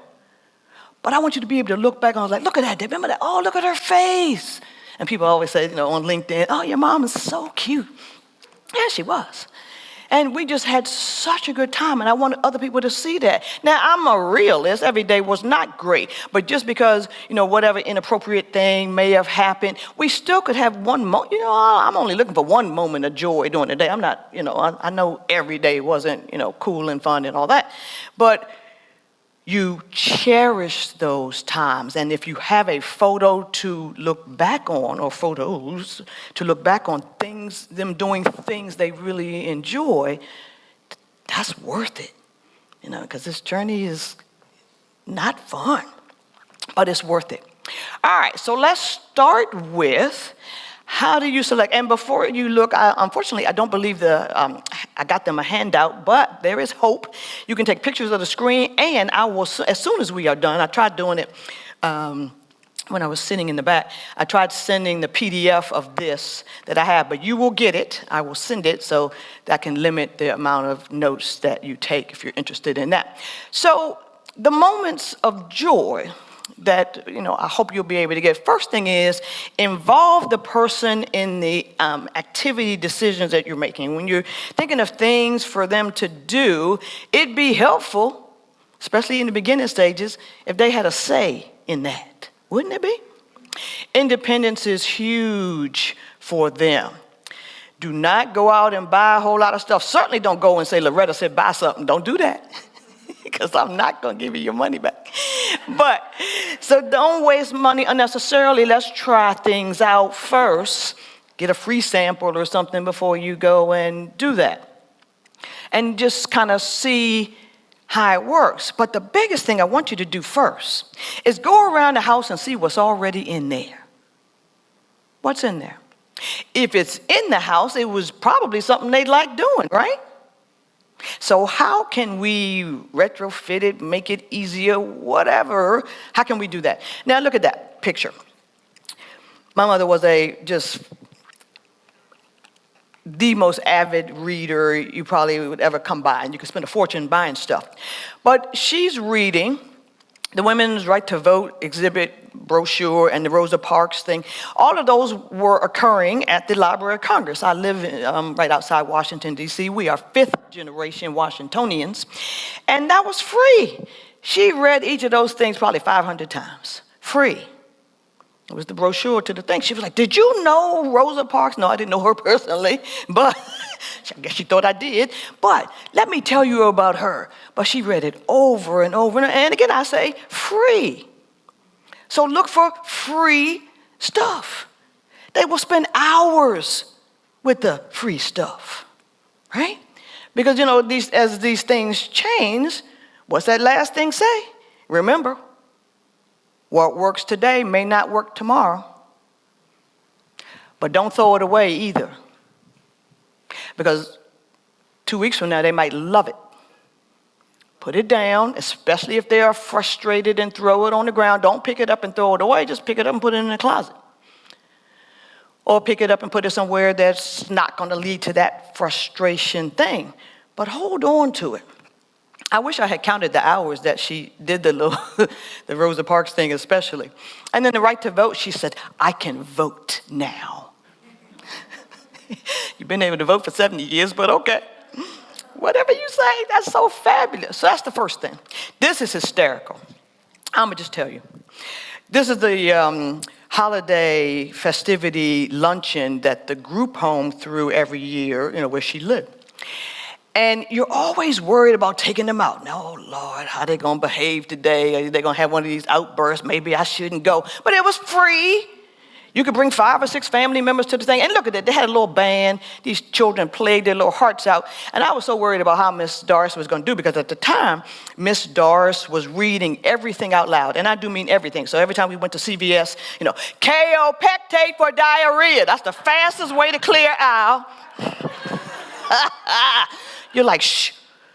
So you wonder, please don't let her be reading stuff. And look at what she's looking at a napkin. The napkin says joy and some other stuff, right? She never even heard the band. She's not singing. And look at the person sitting next to her like, what are you doing? She's, what are you staring at? She never missed that piece of cake, though. Look, she got a fork in one hand, and she's still looking down at the napkin. So it's like, what are you doing? So at the end, everybody's cheering for the little band. They played their little hearts out, as I said. And she said, I was like, did you not enjoy the music? Oh, was there music? They're right behind her head. She didn't hear that. You can see her, the person next to her with the gray hair. The band is right behind her. She didn't hear not one thing. She said, well, they must not have been playing very loud. Are you for real? Okay, cool. So funny. So all that worrying, just go. Just go. It doesn't matter what they do when you get stuff. I had this whole, you'll see a little while, you'll see this bag of activities I had in my car. It's still in my car, actually. And, you pile up all this stuff because you're so worried how it's going to go. And I'm glad I ain't spending any money. So she looked at that napkin for the whole 2 hours. So see, I was worried for nothing. So just go. All right. So a lot of fun, though. And I cheered extra loud for the band since she wasn't paying any attention. So there you have that. Now, I was talking during the break about focusing on the person's previous work life. That's so important. What's around the house that is tied to what they used to do? There was a construction worker at one of the adult day places where I've done quite a bit of work. And he would not calm down until somebody thought to best, this is a construction hat, it's just a little squeeze ball. And one of the women who worked there bought that thing, and it was like a drug for him. He would sit there and stare at it and squeeze it, and he felt like he was back with his own friends. And this was probably 99 cents somewhere. Amazing what works. And he would not, it's like, when you had your kids, you had the favorite pacifier and the second favorite pacifier and the third. Okay, same kind of thing. It was amazing, the impact it had on him, all about the work. And the children, we decided in our family, the top picture, that was when my granddaughter was 2, that was Easter, and I probably should have combed my mama's hair, the wind was blowing, so this picture was on the Alzheimer's Association website in, they call it the National Capital Area in DC for years. And it was just the coolest thing, and I saved that picture. Look at that picture closely. I saved the picture because my mother forgot about it 30 seconds after we had done the activity. And she looked at the picture and she says, that's me. And I said, yes, it is. She said, did I catch the ball? Yes, you did. Yay, me. It's like, go girl, yay, me. And we love it. Then there they are a few years later. She got on the same blouse. That was her favorite blouse. She would wear that every sometimes we would just have to take it off, put on something else. If she could have worn that 365 days a year, she would have. So there she is, 2 years later, she got on the same thing again. Like I didn't dress my mama differently, right? So there they are on the Easter egg hunt, and the two of them were always collaborating, let's go find the eggs. And my mother says, there's stuff in there. And my granddaughter says, there's candy. And my mother would say, let's run then. So they run faster to get to the candy. So like they just grew up together. Fast forward, 4 more years, she's almost 9. That was right before COVID, the Valentine's Day right before COVID. And they really were inseparable. And one of the things I think we learned from COVID was we should involve children, because by the time, COVID had been going, 4 or 5 months, people were willing to sell you their children or loan you their children with virtual school and all that. They had grandma and the grandparents and they had everybody. So they take the child. Yeah, you can just have them. And so amazing things happen. But I do want to say a bit about holidays. And, we have to be really careful as the disease progresses about, how long we keep them out, what kind of things. We started having 2 Thanksgivings at our house because my husband's family, they only had 1 volume and that was extra loud. And so it drove my mother crazy doing Thanksgiving with them. So we started having just me and, my husband and daughter and then grandchild for dinner. We did like a breakfast, brunchy kind of thing, some ham and some biscuits, you get it. And so then when it was time for the loud people to come over, then I would be taking my mother back to the group home. So she would say, we were all finished with our stuff, we had our little turkey hats on, she would say, "Are the loud people coming now?" And you would say, "Yes," and she would run a little faster to the car, and she was ready. Now, was it a whole lot of work doing 2 holidays? Yes. Was it worth it? Yes. When the person with dementia is unhappy, who else is unhappy? Everybody else is unhappy too. So we have to make these things. I'm not telling you to give up the holidays. I'm telling you to maybe fit it a little differently than what we're doing. That makes sense? Very cool. Look at y'all. Ooh, y'all got it going there. Yes. There we go. So yeah, just the holidays can be something. So that's that. And that's a great picture of the kids. That's a intergenerational program called Generations Crossing in Harrisonburg, Virginia, right down the street from James Madison University. I go there a lot. And that particular thing, we were building a world without Alzheimer's. And I guess how they do their funding in Virginia is they get extra money depending on how much intergenerational activities they do. So I had the folks use all white pieces to show that, that's what they were doing. And so it was very cool. And I think the way that we can kind of tailor this is make sure we have assorted activities for the changing things. And so there's my bag I talked about. And we really want to be careful with how much stimulation we provide at a time. And this is what I mean by that. That's the finished product of our world without Alzheimer's. I talked to little kids about what Alzheimer's was, and then one of the things, if you saw my banner out there about Lego Serious Play, and we'll talk about that in a minute, and I had the kids say, hold up what they built, and they would say, "In a world without Alzheimer's," and they would describe it. One little girl made a bus. She held hers up. She said, "In a world without Alzheimer's, my grandma would remember how to ride the bus again and what stopped to get off." I was one of the few people in that room not crying. But look at their proud little faces. We brought them out 1 or 2 at a time so they could see the finished world without Alzheimer's. It took us 9 hours and 25 minutes. And the adult children who dropped mom and dad off, or grandma or granddad, they were thrilled when they came back and look at what we had done. But we did it very carefully so they weren't overwhelmed by all the color and sound and all that activity kind of thing. All right, so those are the best practices for what to do.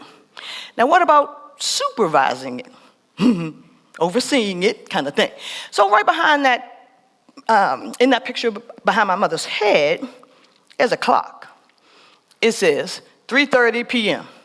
Note to self, don't start nothing after 3 o'clock. How about this? Don't start anything after 2 o'clock or so. And what's the reason for that? Say it together. Say it louder.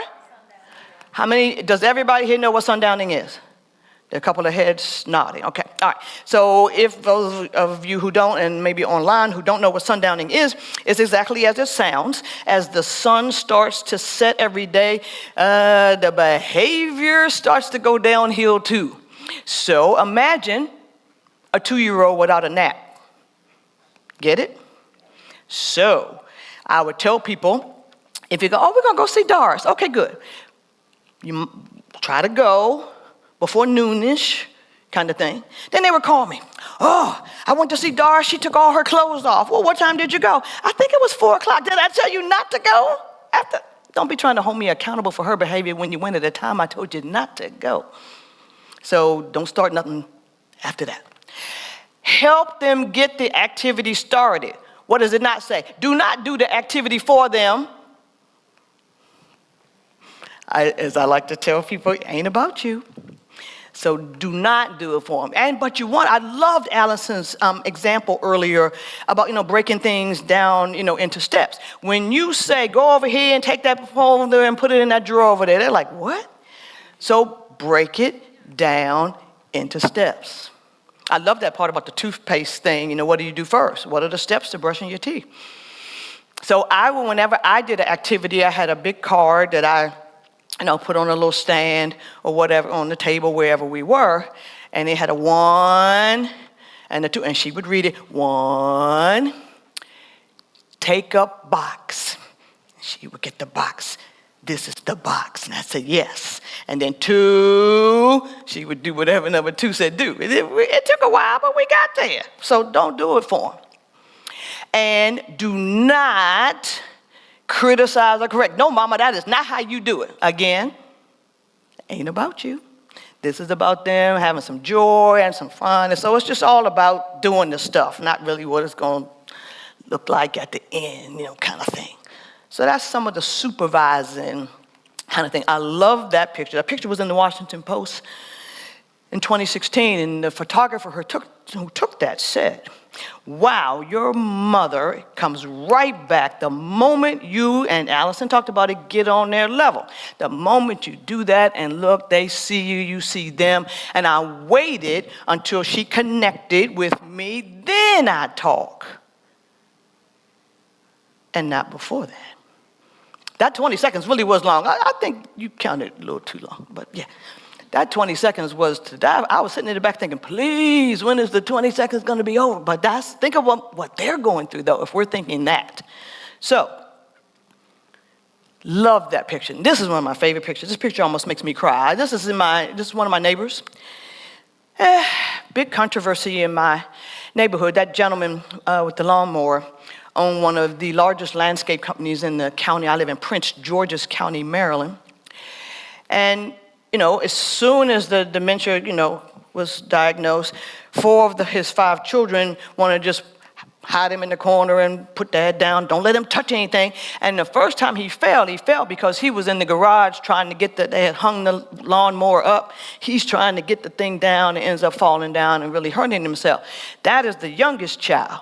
She believed that let Dad still do it. And you can see, she's just right behind him. He's doing it by himself, is he not? The only time she reached out was, she held on to Jack when he went around the little tree root so he wouldn't fall down, but she wasn't guiding him or anything. And when I passed by, I did this and she did that back. And even though they both have on masks, you could just see the joy in him. It was life-changing for him. Again, that ain't about us. And that's why, I just really almost cried. Because you could just say, oh, back again with the thing that I know best and love best and all that. So, so cool. So helping with chores, that's kind of the category that falls under. That is really cool. The next time you go to Michael's, check out these things are called, memory boxes or whatever, and most of them have a lever and they open. And my mother never changed that. All the stuff that's in that box, her favorite book that fell apart, which is hysterical, clothes she made for us when she was little, the certificate when she retired from the government. And a lot of people change them as their wants and needs change and all that kind of stuff. She never wanted to redo it, but that's a nice activity, especially for family and the kids to kind of do together.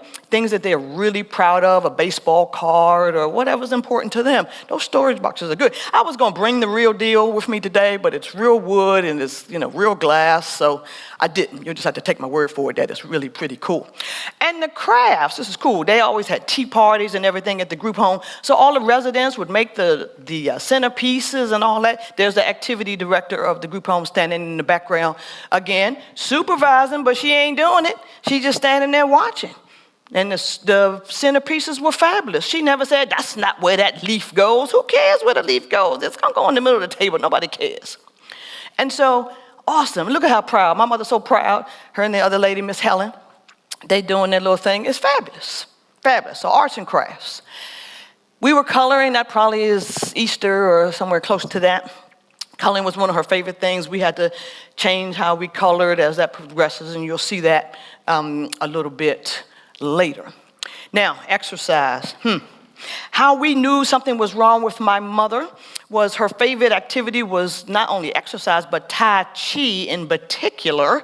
And the first time my mother did not go to Tai Chi, we knew it was an issue. Because whenever you would call and say, hey, Mom, want to go to lunch? Oh, no, it's Tai Chi day. Tai Chi was not until the afternoon, but I was like, you remind me, Tai Chi's not until the afternoon. Well, there might be traffic, so she never left the building when it was Tai Chi day. And then one day I called from work. I worked right down the street from her at the time, and I was like, hey, how was Tai Chi? Not that it was different every day, but I still asked. And this long pause, longer than that 20 seconds we did earlier. And then she says, oh, I guess I was so busy I forgot to go. How you forget to go to church? And I remember calling my sister and said, hey, Mom not only didn't go to Tai Chi, she couldn't tell me why. What were you doing? I was so busy, I guess I forgot. That was a sign right there. And then there she is with her best friend since kindergarten, Mrs. Adams, and there they are. Mrs. Adams was in worse shape physically, so they had to do the sit-down exercise, but exercise is exercise. Someplace where I spoke, they gave me a couple of DVDs. It was very cool, and they loved it. Every month I got them together, and they would do a little exercise. Please keep that up. It is so important. And, it does help with brain, preservation, and we want to preserve that as long as we can. So that's one of my favorite things. And this is cool. Puzzles, word searches, those drills. The woman in the picture there is one of my best friends from church. And whenever I traveled, and I do travel a lot, I speak all over the country. And so whenever I'm out of town, people would go and hang out with my mom. And then the gentleman with the camera, we were in a PBS special, much like the one you saw in Allison's presentation, where they were talking about how the disease has impacted them. We did a very similar thing. So, it was interesting to watch what she could and could not do as the disease, kind of went along. So just an amazing thing. Oh, that was the laser pointer, not what I wanted. Now, check that out. If you can't read that in the back, it says name an animal beginning with the letter what? So somebody name an animal that starts with the letter I. Go give her a hand for the iguana. I would have never got that. So isn't that fun? And now that last thing, I meant to cross that out, where it says time. The time is irrelevant. Don't be timing what they're going to do. That's intimidating.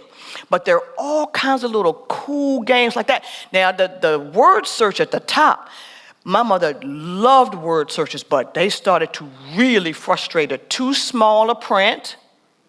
And then too many words. That's perfect. Look at that. Just 5 or 6.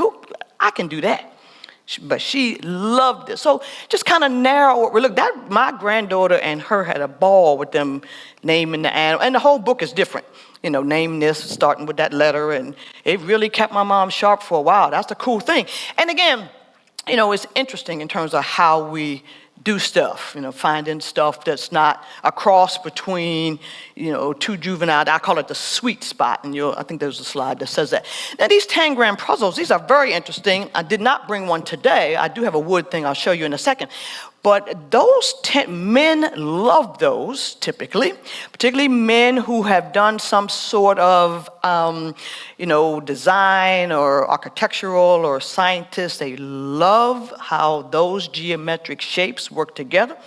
So it's on. So a lot of the senior centers where I go to do my Lego stuff have some variety of those. And it's really cool, a self-contained activity. The box, is usually part of the puzzle, which people love too. And so that's pretty cool. So that's the first thing. Now this, brilliant for early stage activity. I was telling somebody before we started that some middle school kids in my neighborhood end up making some of these things for their senior center. So you can see how it works. You pour all the little sayings out, and then you match up the sayings. So what the early bird? Yes, indeed. So there it is. You can't judge a book. Now, they sell this. I shouldn't say this. I was going to say I wouldn't buy one, but I didn't mean it quite that way. But this is what some of the middle school kids worked on. So think of sayings that your loved one or the person that you work with as a client, what do they say all the time? Make that into a little game. The next one has like some index cards on it, same concept. And at the end, I have a whole list of the websites that have that. So keep him busy expressions is one of them. But you can make that. And so that's what some of these kids did, and they got credit for it at school. So, think of some of the sayings or some of the other things that they had that were wonderful, because they will remember that. I used to tell you that all the time, and you're like, yeah. So do, things that'll bring something back for them, because that's really what we want. And that's when my mother was most focused, like, wow, this is what I can do. So yeah, it's cool. So, all of these things that don't even sound like activities are activities. So, all right, so number one question I get all the time is, how did we end up on Good Morning America? It's a good question. I don't really have an answer for it other than my mother and I lived for the Lego brick. My mother gave me my first set of Lego when I was 5 years old. And we used that my entire life. I used it at work for tabletop exercises. How do you evacuate a building? It was much easier to kill 300 little Lego people than to find out that exit didn't open during the day. So I did all my tabletop exercises, and I did Lego my whole career.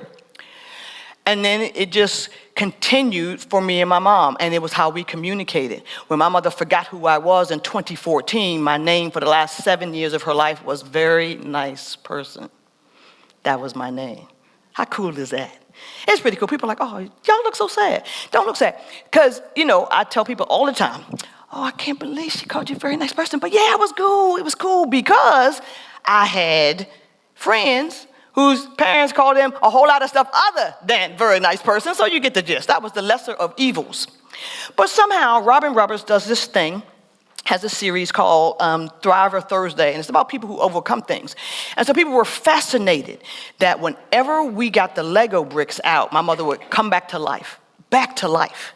And people thought I made that up. I'll give you an example. When the New York Times came to our house to interview us, my mother just had that blank stare, and she was just sitting there. She was pushing some puzzle pieces around the table. And the man was really exasperated because he had come all the way, I guess, from New York. And she's just sitting there. So he interviews me for an hour. She ain't moved. She never looked at him. She never acknowledged that he was in the room, nothing.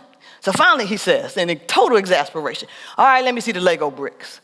So yeah, I take the top off the container, I pour the Lego bricks out on the thing, and as soon as the bricks hit the thing, she picks two up, she's clicking them together. Then she sees the man who'd been there for an hour. Then he says, oh, hello, like he just walked in. And he looks at me and says, oh my God, why does she do that? I'm like, I don't know. Why does it work that way? I don't know. She came back to life. I told you that. He was like, wow, I thought you made that up. Well, everybody thinks I made that up. So because we had that, I'm going to wake up and engage with you now like we've been doing your whole life. And so the episode they did, there we are. And it premiered on Good Morning America. And she has her own little YouTube channel for that. So people are like, oh my God, how did you end up on this? I was like, I don't know, just some little Lego bricks. But when Robin Roberts says your name, it's like, yeah. That's just cool. And what was funny about it, was just and today on the season finale of Thriver Thursday, I want to introduce you to Loretta.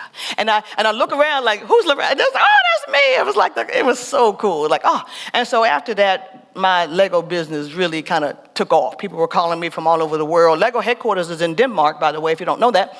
So I'm told Lego headquarters not only saw that, but I was in a European magazine as well. People say I'm the only one using Lego bricks to communicate with people with dementia. That's not exactly true. I am probably the only person doing what is called Lego Serious Play, which my banner out there describes. But what I did notice was that because she told us to share everything, whenever I went to a senior place or an assisted living or memory care facility, I'm a national speaker for Artist Senior Living, which is all memory care, and I've done a zillion of those Lego things there. And it had the same impact as it had on my mom, so I think that's how it suddenly started to get some of the attention. It's my husband, Tim, in the picture with us as well. And some of you know that story that Tim was my #1 caregiver for Mom while I still work. He was a retired DC police officer. He retired in his 40s, and so he took Mom everywhere and did everything until 2016 when he died while we were on vacation. And so I had to do the last 7 years with Mom without him, and they were inseparable. So trying to replace Tim, after that, the lady that you saw in the picture doing the word searches kind of things with my mom, they started a support group for me at my church. Because because I wasn't sure what I was going to do without Tim. So they all sort of banded together in this support group, and they asked me to make a list of all the things that Tim did for my mother. I made such a list, and each one of them in the support group took a thing. How cool is that? It is. And a lot of times I tell caregivers who are so exhausted, oh, so-and-so said, call if I need anything, and then I never hear from them. Well, you never heard from them because you didn't say what you needed. If you don't call them, they say, oh, she must be doing fine. I volunteered. She never called. So you call with a very specific plan. Tell people what you need and want. I want somebody, I have to go out of town. I want somebody to sit and play with my mom with Lego bricks for an hour. Can you do it on Tuesday? That's an easy question. The answer is either yes or no. If she says no, okay, next time. Then I'm going to come to you. Can you do it Tuesday at 3? Again, answer is yes or no. So ask for what you need and want, and people will help you. People will help you. If it's an activity that your loved one loves and you hate, find somebody in the neighborhood that likes it, or somebody from church. There is a retirement memory cafe that I do, where the retirement club, they worked at Lockheed Martin back in the day, and they used to get together as a retirement group, all the men, and then the one guy got dementia, couldn't go anymore. They started coming to the memory cafe and building Lego with him. So they still saw him like, I thought that was the coolest thing. So all those kinds of things work. So there are some of the folks in that program. The gentleman with his wife, he has Parkinson's too. So basically, he tells the wife where to put the pieces, and she does it. So I always make her get in the picture because and she has to put it right in the right place, or he's not happy. So it's teamwork. I love it. But look at the joy, on their faces. The gentleman with the beard, he doesn't do any activities except Lego. I think he screws up all their numbers. So his daughter always says, whenever I come to get him, if he is not standing at the window, I know you're there doing the Lego thing, because that's the only time he's active. So kudos to my friend John. He is a hoot. And I've been doing this at, all kinds of places, building hope. And this is for early stage, newly diagnosed people. It's called the Mind, Body, Spirit program. And I work with them in a cohort. As soon as they are diagnosed, I have them build hope and how they're going to deal with this disease and hold on to their hope as the disease progresses. So all kinds of activities with that. The other thing I would definitely want to talk about, and I'm going to show you a picture later, so remember this picture. We come back to test your memory. Dancing. My mother loved to dance. Thankfully, Tim and I made it to our 25th anniversary. We did vow renewal and all that. So I bought Miss Adams to make sure my mother didn't run off during the festivities. And so Miss Adams is right out of the shot of that picture. But my mother's favorite thing to do was dance. And the funniest part of that happened, we had danced and danced and danced. And I said, Mom, are you ready to sit down? You've been dancing a long time. And so she says, oh, I only remember dancing to one song. I forgot to be tired. So there you go. So sometimes you have to insist that they say, I was like, you're 80-something. Oh my God. Okay. So yeah, early stage. Any questions about that? A lot of stuff in there, wasn't it?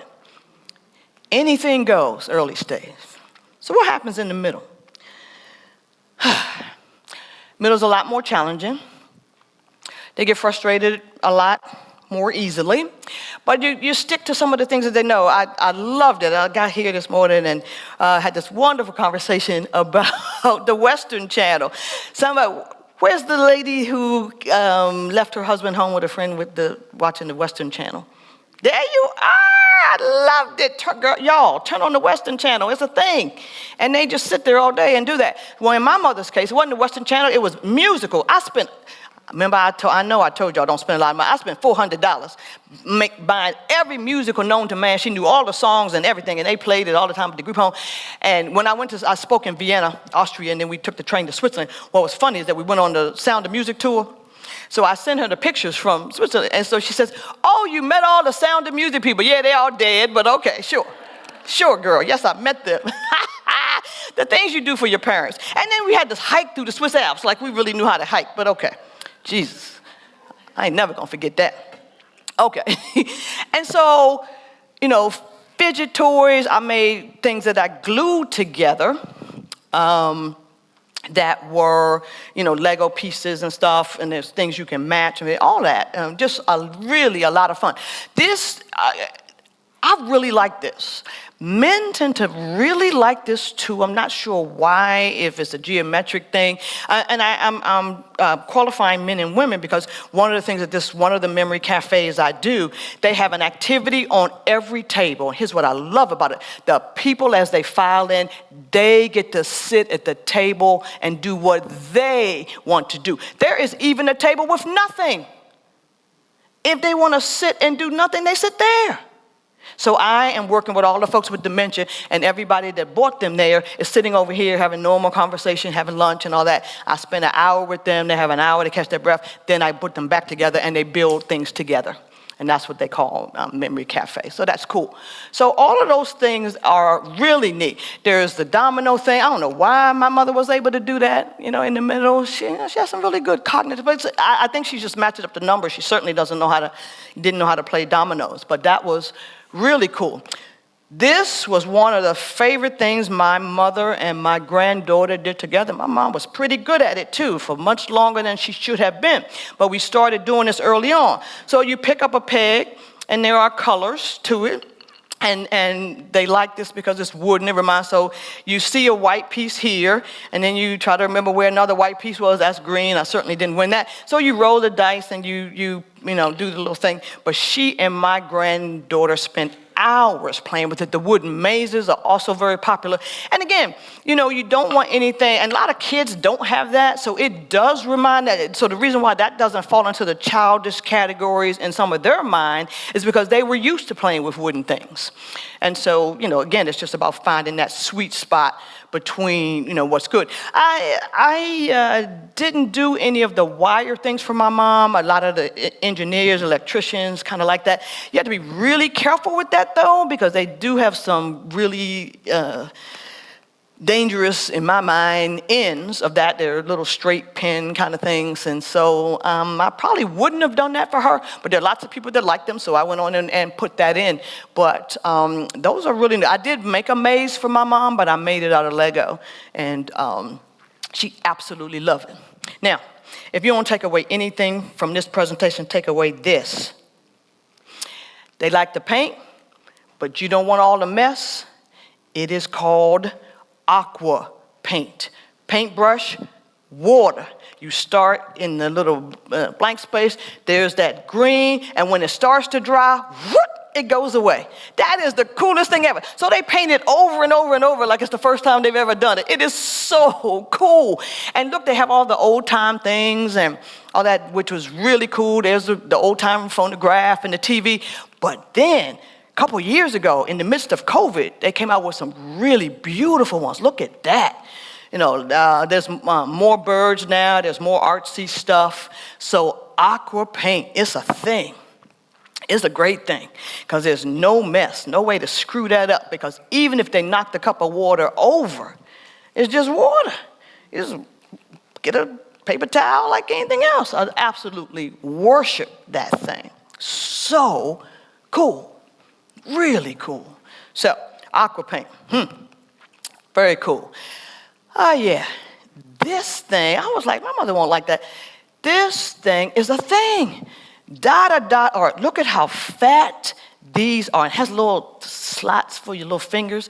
This thing is the coolest thing. I loved it. You can see my granddaughter she did a whole set, then I had to do one and not mess it up. And so she was comparing how well I did it. That was during the lockdown, and she couldn't see my mother. But check this out. This made me cry. My mother wrote her name. That was a thing. She shouldn't have been able to write her name at that point.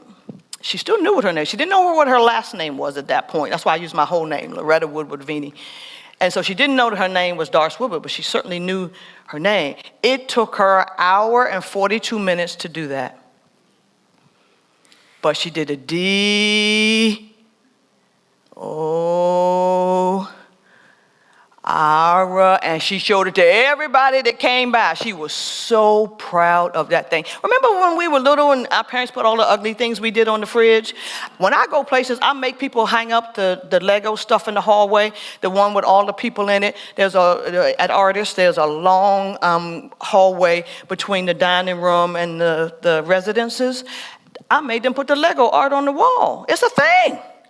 And they always can point to, I did that one right there. And you like, oh, it's fabulous. So yeah, it's a thing. But that tore me up. That was the thing. Look at her little happy. See, you don't have to talk about joy. You're looking right at it. It's a thing. So yeah, this was my thing. Died a dart, who knew? Oh, this thing is something too. People love or hate these fidget kind of blankets. That was a prototype done by my friends at Sack. They might be listening today. The occupational therapists started their own thing. And they never produced that one, but they did produce this one. And this is like the Doris. And look at the sequence on one side, and it changes color. Look at that. That is so cool. And they would come down to her bedroom in the morning, and she'd be holding on to it. It has two different sides of friends, and my mother's favorite food, ice cream. And so they actually, when people buy the dablet, they call it, they actually make a donation on behalf of Miss Doris. So it's Miss Doris approved. So there you go. And so it's amazing. Look at her little face.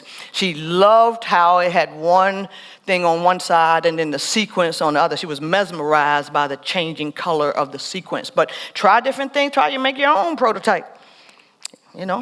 Do you? I think that's really cool. I won't reiterate a lot of what Allison said about the dementia-friendly programs. This is one of them. As I said, we are fifth-generation Washingtonians. I have been a Smithsonian member my entire life. It was my first job when I was 13. Well, they have a thing called, See Me at the Smithsonian for folks with dementia. And what they do is, I got to tell you that story about the picture first, though. We took Mom to see the Martin Luther King Memorial, right? Tim took that picture, and I said, what do you think of the statue? Do you think it looks like him? It's so cool. She says, it looks just like him. I just don't ever remember him being that tall. I had to pick my 6'2" husband off the ground, rolling around laughing. He was hysterical. It took him forever to get up. But that's the thing. It was so cool. Well, this is how that program works. Instead of walking through the museum, they pick a room that has 10 or 12 things, right? And look, they're all sitting there. They get to say what they think about the art without walking all around. Everybody gets to say what they want to say or not, right? But look at that. Look at their little faces. They're so intent, and one of the artists in residence or the tour guide is leading it. And a lot of I spoke in Phoenix last week. I went to a museum. At the front desk, they had a dementia front desk once a month. Different senior centers come, and then they look at. I was like, oh, they got it. I was so excited. So check the museums, and you or suggest one of them start that. Hey, what's your lowest day of attendance? Tuesday. Hey, how about if we bring an activity bus of 30 people from York and somebody talk about some art? Oh yeah, maybe. So that's how a lot of those things start. So ask. If you have an artist, at your house, ask. It's cool. So here's some of the dementia-friendly kind of things. I told you a little bit about the memory cafes that I do with folks with dementia. The gentleman, that's an artist, senior living. The gentleman in the bottom left was diagnosed in his 40s. You just got to feel for him. And so quite the thing there. He thinks his wife is the girlfriend. And so lots of fun there. We do have a sort of dementia-friendly, at least a plan for it at our church. We have a chapel that's kind of behind my mother's head, and it has a door.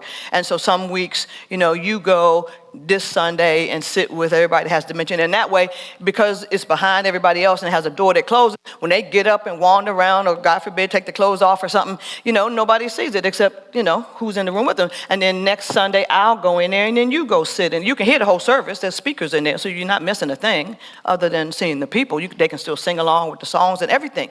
And I think that's cool. There is a 5 o'clock service that we have too that is much shorter. And so several people that don't have the sundowning thing also come to that. So, it's the sermon is like the 3 points of the sermon during the morning. So she says 3 things and everybody leaves. It's wonderful. So that's the perfect thing for folks with dementia. And then these are now, when you get into this, it's a lot less structured. That's Sunrise Senior Living near me. And I had them build something very generic. What was their favorite vacation? The lady, the top right picture with 3 people with their hands, they were building a cruise ship. During that session, the woman starts to move around in her chair, talking about the line dancing on the cruise ship. She had not talked for more than a year. And then everybody's crying. You see the red shirt of the executive director. Everybody runs over with the camera. People are screaming and hollering. People are crying. I'm not sure what is happening. And then I found out she hadn't talked in a long time. And so the niece, her only living relative, says, "Auntie, you remember the cruise?" And she said, "Of course I remember the cruise." She said, "Well, you never talk about it." She said, "You never asked me."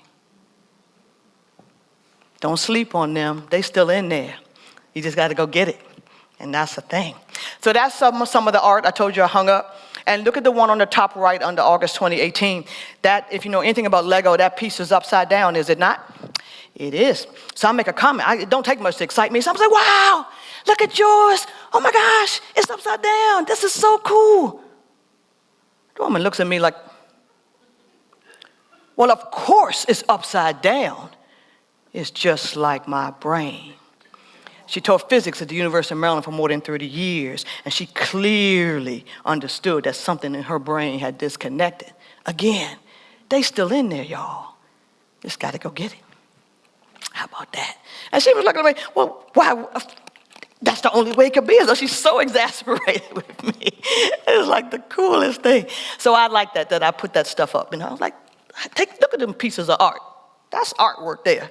So I won't have it any other way. Interesting.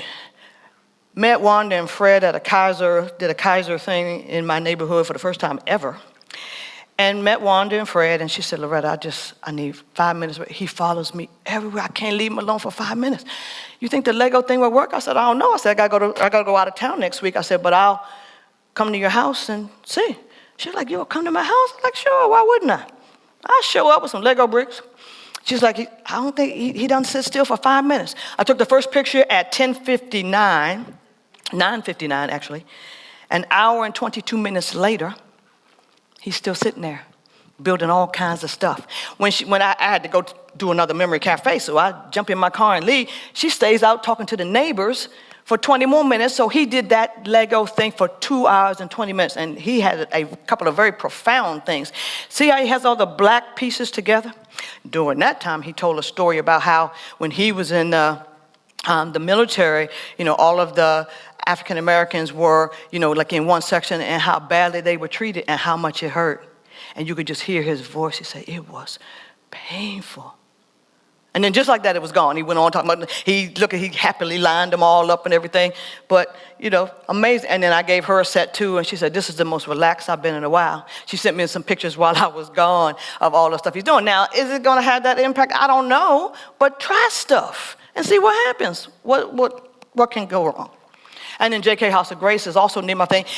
We invite the entire family to build with them. Look at the folks on the bottom right. They brought the great-grandkids too. So you had Mama, and they built a Japanese pagoda. She was all about the flowers when she didn't have it. That thing was gorgeous. And I have Duplo and the regular-sized bricks. And so the kids were building a garage to hold Grandma's car so they could take her to the doctor. So there you go. So amazing kind of stuff. But middle stage, don't worry about the format and stuff. All right, so if you have not seen these, he does bark. There you go. And they're not cheap, they're like $99, but how they work is you sit them down. If you leave them on, when you walk by, much like a real dog, his head will turn. So it's motion activated, and if you're not, my mother did not like pets when she was little, but my daughter says that's like a walking commercial for it, because at the end she's petting it and she's happy. And so I spoke at On Aging a few weeks ago in Atlanta. And I mentioned that about a month before my mom died, the dog fell off the bed and stopped barking. There's a mute button if you don't like the barking. And so not only did they send me another one, they sent me a cat too.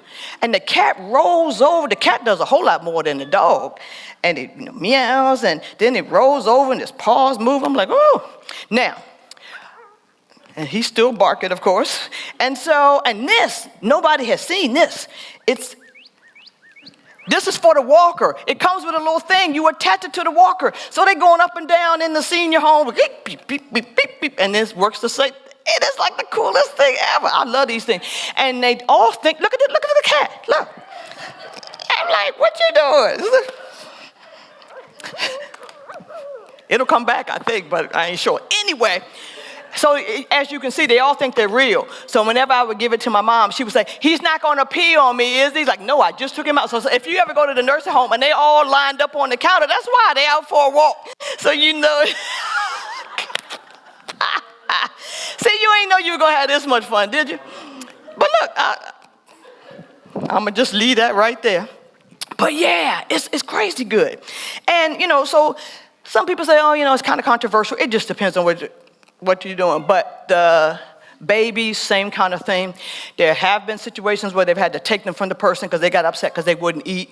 So there are some downsides to them. You just have to gauge the behavior of the person. But they are quite popular, to say the least. So really, really cool. And this, mixed reaction to that. The guys love the tool shed one. And my mother was okay. Clearly. So I would not give my mother scissors at this point, of course. But I thought, well, maybe it's a little bit too juvenile for them. My mother loved it. I was really surprised, just to be, honest.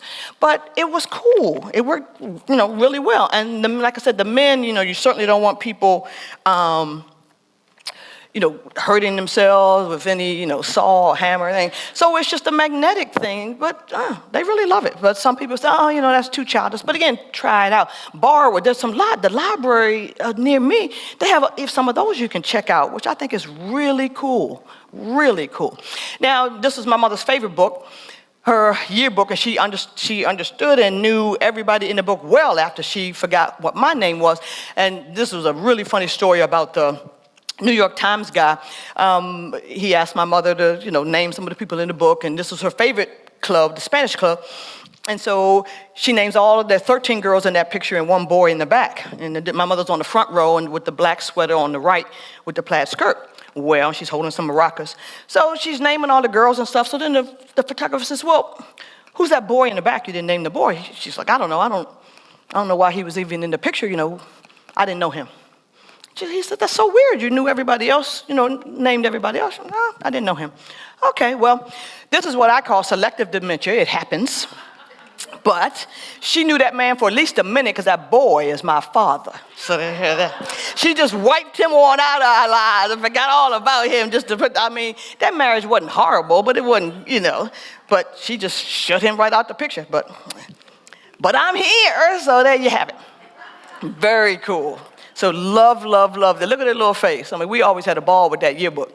And I still have it. So, the note to self, when that disease gets to that stage, take all the things you value. Because when people ask me, everybody has asked me, the Times, the Post, Psychology Today, let me see some pictures of you and your mom building with Lego when you were a kid. My answer is I don't have it. When my mother forgot who I was, she threw away thousands of pictures from when I was a little girl because she didn't recognize me. Like, I don't know her. And she threw everything. So take the stuff that's valuable way before they get to that point. So thankfully, I do have the yearbook, which was her favorite of all time. All right. And this is cool. You know, as much as we hated COVID, you know, we did get outside and just tailor the things that they love to do. My mother was a walker, loved to walk. And that was the first time a friend of mine had given me that after their husband passed. And it was a long way from the parking lot to the doctor's office. And then I enticed her with snacks in the little pocket. So she's eating a cookie after we got there. And so people in the parking lot are laughing hysterically because she's way out in front of me, you know. They're like, you better run to catch up. So don't stop walking and doing all the things they love when they start to slow down a little bit. Just find an aid that can help you continue. So just tailor it to make sure you can still keep them outside. So middle stage. So we end with just the late stage. And I can kind of just zip through this real quick because I think we are at the time thing. But since Allison already talked about the sight and sound and all that, let me just show you a couple things. My mother had a bad reaction kind of thing to birthdays after she got to a certain point. She didn't understand it, so I stopped writing happy birthday on the cake and just got brightly colored things, which they love at that stage. And then the My Reef Light is an app, and whenever we were in the doctor's office, particularly when she was reading everything out loud, I just let her watch the fish scroll across the screen. That is cool, no sound, no nothing, and she loved it, and the fish were beautiful. That is a free app. There's a paid version, but you don't need the paid version, just to be honest.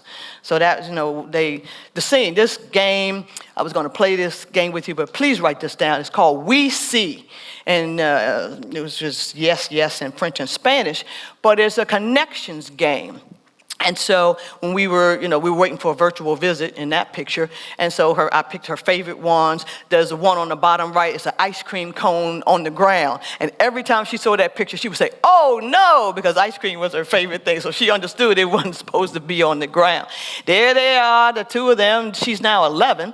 And so they're playing the little We See game, making all kinds of connections. And the box says that I have it with me if any of you all want to look at it. And the difference between that version and this one, which is We See Nature, is now on the back. There's a QR code which will tell you what it is and a little bit about the photographer who took it. So they want you to make connections. So you see keys, and then the piano keys, and then meringue or ice cream stripes, and kind of architectural stripes. So it is amazing to see how kids react to it as opposed to grandparents. So check that out. It is absolutely amazing. And there's the nature box, which came out. There's now a Getty Museum version as well, which also has the QR codes. So they're doing well. So see those two things? One of them's from Mexico and one of them's from Vermont. And but very amazing. They look a lot alike, but they're not related in any way other than they're both, green and kind of swirly. So very cool. So enjoy that. This is one of my favorite apps. My mother did that herself in, I would say, year 5. And so you take your index finger and you just tap the color you want and then tap the empty space and it fills in. What's cool about it is my mother didn't say pretty. We hit the undo button and it went away. So there you go. It just goes right away. I got her all of the National Geographic kind of things because as y'all demonstrated with the vision change, she needed really big pictures, right? Makes sense? And then at the top, we made a coloring book together for her 90th birthday because she had gotten to the point where she couldn't stay in the lines and didn't have the dexterity for the little teeny spaces in her favorite coloring books. There she is watching the Robert Roberts thing, and every time she watched it, she would say, I'm famous. In your own mind, girl, okay. And you have that. But that was a month before she died. And so, very cool. And remember that dancing picture? Remember? All right, well, see, we still dancing. That was our last birthday together. But I had to hold her hands. But the joy is the same, is it not? There you go. And so all you got to do is tailor it a little bit. Who knew that would be our last birthday together? She did have a birthday in 2021, but that was during COVID and I was unable to see her. She was wearing a t-shirt that said, I turned 92 in the midst of COVID, so none of you are invited. So there you go. That the caregivers border that. And then the touching, I have all kinds of stuff up here that is squeezable, but you got to be really careful about the ones that look like food because they will try to eat that. This thing is squishy. It is ice cold. I have no idea why they love that. And check this out if you can see that. As soon as you squish it, all kinds of little things come out. That is real. This was one of her all-time favorites. So find little things that will allow them to keep some dexterity in addition to some of the other things. And again, just be careful of the childish kind of nature. My mother loved those kinds of things. Some people don't. Somebody made us one in purple, a sort of a lap apron kind of thing, and she loved it. And so some people like those kind of things. Some people don't. So it's pretty cool. The touching thing was amazing. At the group home, they always got them dressed up and did little things. And, we were always, holding hands. And so they really react to touch in a great way. This was a month before she died. And it snowed in D.C. And she thought that snowball was the coolest thing ever. I mean, look at that face. So, whatever works, we can do. A couple days before she died, she kept trying to give me something. I'm not sure what she was trying to give me, but I kept taking it. And then she said, "You're ready now." I guess that means, I took it to mean I'm going to carry our legacy on. So here I am. So I think that was it. And there we are, holding hands. That puzzle, she did the Christmas before he died. It's one of those Alzheimer's puzzles with the 16 pieces. So check that out. Puzzles to remember if you don't know that thing. And there's some of the squishy toys I told you were her favorites that are really cool. I made all kinds of Lego puzzles for her. She should not have been able to do that then, just to be clear. But she could match up the patterns and all that. We played ball, the priest came. She was not dying in that picture, but the priest was just our friend, so she came. And then, I love the fact that aromatherapy really helps, the lavender and all that really does help with sleep and all that. Who knew that was a thing? And I was very pill adverse, so if there was another way to get her to sleep, I tried that, and it worked a lot.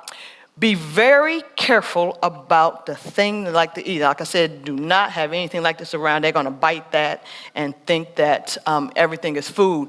We decorated cookies and gingerbread, but we did it we bought them in the store and then took it home and decorated. You can't make cookies from scratch at that point, but you could still have a lot of joy, and that's for sure. Look at that picture carefully. She is trying to eat that Lego brick. You see that? You can, at the late stage, you cannot turn your head. You can't unload the dishwasher or any of that like you can do in the early stage. Like that lady Wanda, she could leave Fred by himself and go fold laundry and all that. He is not going to eat it at that point. But when they get to the point where they can't remember those kinds of things, you got to be really careful about that. And this is the tea party that they did all of the time. But just remember the senses, in the late stages. And I think, when you think back to the journey that this is, I hope what I have taken you through will give you one or two or maybe three or more ideas of what to try. Just, if I could leave you with, any kind of, inspiration kind of thing at all, it would be, A, never give up on them. And B, find something that works. Every day is different. But in spite of the fact that this disease is so horrible, I'm really going to encourage you. You saw lots of people looking really happy. And so I hope you can find at least one way to bring them some joy. So I hope you got some ideas out of this. I will send them the PDF version of that in case you want to see any of the things. Here are the websites. It'll be included in that. Joy for All is the one with the dogs and cats. But I hope that you will, go away from here feeling like the world is wide open to you in terms of what to do. 24 hours is a long time to just sit there. So find something that will engage them and engage you. And whatever happens, please have a moment of joy. Thank you all so much.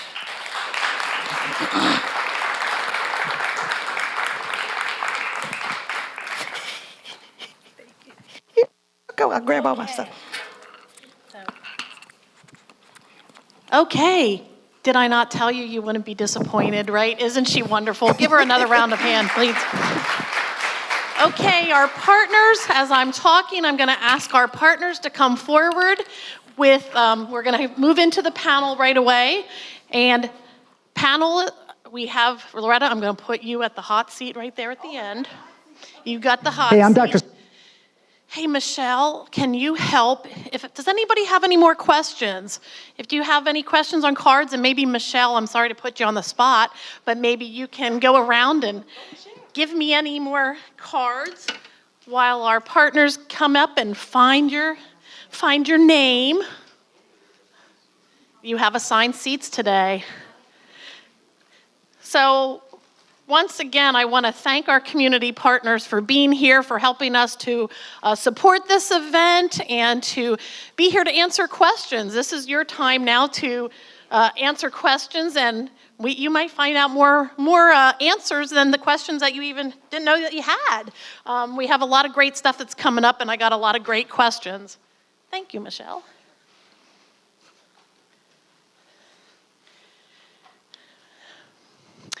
Okay, I know. I am not a cat lover, however, isn't that cute?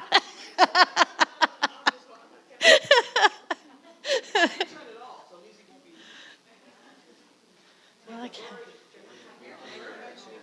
Yes, David, I'll put a microphone at either end. You're up first, so you might as well you're gonna turn it on. Oh, I can't get that out. I will, but I'll ask you to hold that. She's got her hands full. Okay, again, thank you for all of those people that are out there watching us. We are glad that we have had so many people joining us virtually, but we are very thankful for all of you being here, as I have said numerous times. We hope that we are definitely making a difference for all of you today being here. So I'm going to try to gather all these really great questions and answer as much as possible. We do have a hard stop at 12:30. We want to get you out of here. If you do need to leave, though, please feel free to get up and do what you need to do. But we will stop at 12:30. And if we haven't been able to get through your questions, because you see I have a lot of questions here, please, if you have time, speak with one of the partners that might be able to answer your question for you. So we are going to start. I'm kind of starting alphabetically here, so I am going to start with AARP, and I'm going to again introduce you to David Kalinowski. And I know we have a little video that AARP would like to show, but David, anything you'd like to say first? Sure. So let me try to set this up. So everything that Allison and Loretta talked about, I think that Dr. Sanjay Gupta may have been in the audience because he combined on a book with AARP called Keep Sharp. And within that video or within that book, he talks about 4 tips. And I think those 4 tips are a nice summary to both what Allison said and Loretta and what we've been talking about here. So if I may just introduce the video by introducing Dr. Sanjay Gupta.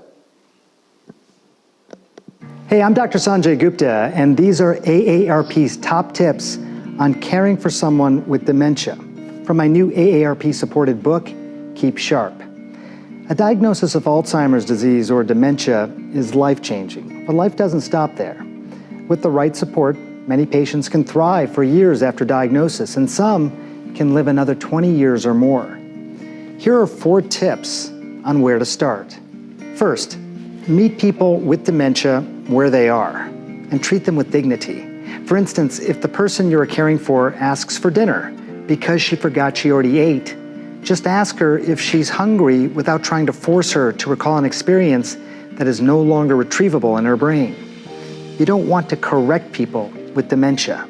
Your goal is to help them live well. And to do that, you need to take care of yourself. Caregivers can become the invisible second patient from the stress and demands of looking after their loved one. Make sure to take time for yourself. Eat well, exercise, socialize, get rest. Always take care of your own physical and emotional needs so you can be there for someone else. Next, organize your care team and build your own support network. No one can walk this road alone. Family, friends, neighbors, volunteers, health professionals, they can all form your care team. Ask for help when you need it. After a diagnosis, the sooner you ask for what your loved one wants and needs and identify your own needs, the better. And perhaps most importantly, make a plan for the future today, because decision-making is only going to get tougher down the road. Take inventory of your loved one's finances, insurance, and legal documents, such as wills and powers of attorney. Then you can start to estimate the cost of care moving forward and how to pay for it. Consider current and future healthcare options, as well as end-of-life care. People with earlier stage dementia should weigh in on their future personal care plans so you know how to handle options such as feeding tubes or do not resuscitate orders. These are tough but important decisions to make. Without instructions in place, you may end up spending more time and more money in a crisis than if you had planned ahead. It's never easy to handle a dementia diagnosis, but starting with these steps will help both you and your loved one make the most of your future together. And for more help, you'll find an entire section for caregivers in Keep Sharp at aarp.org/keepsharp or wherever books are sold.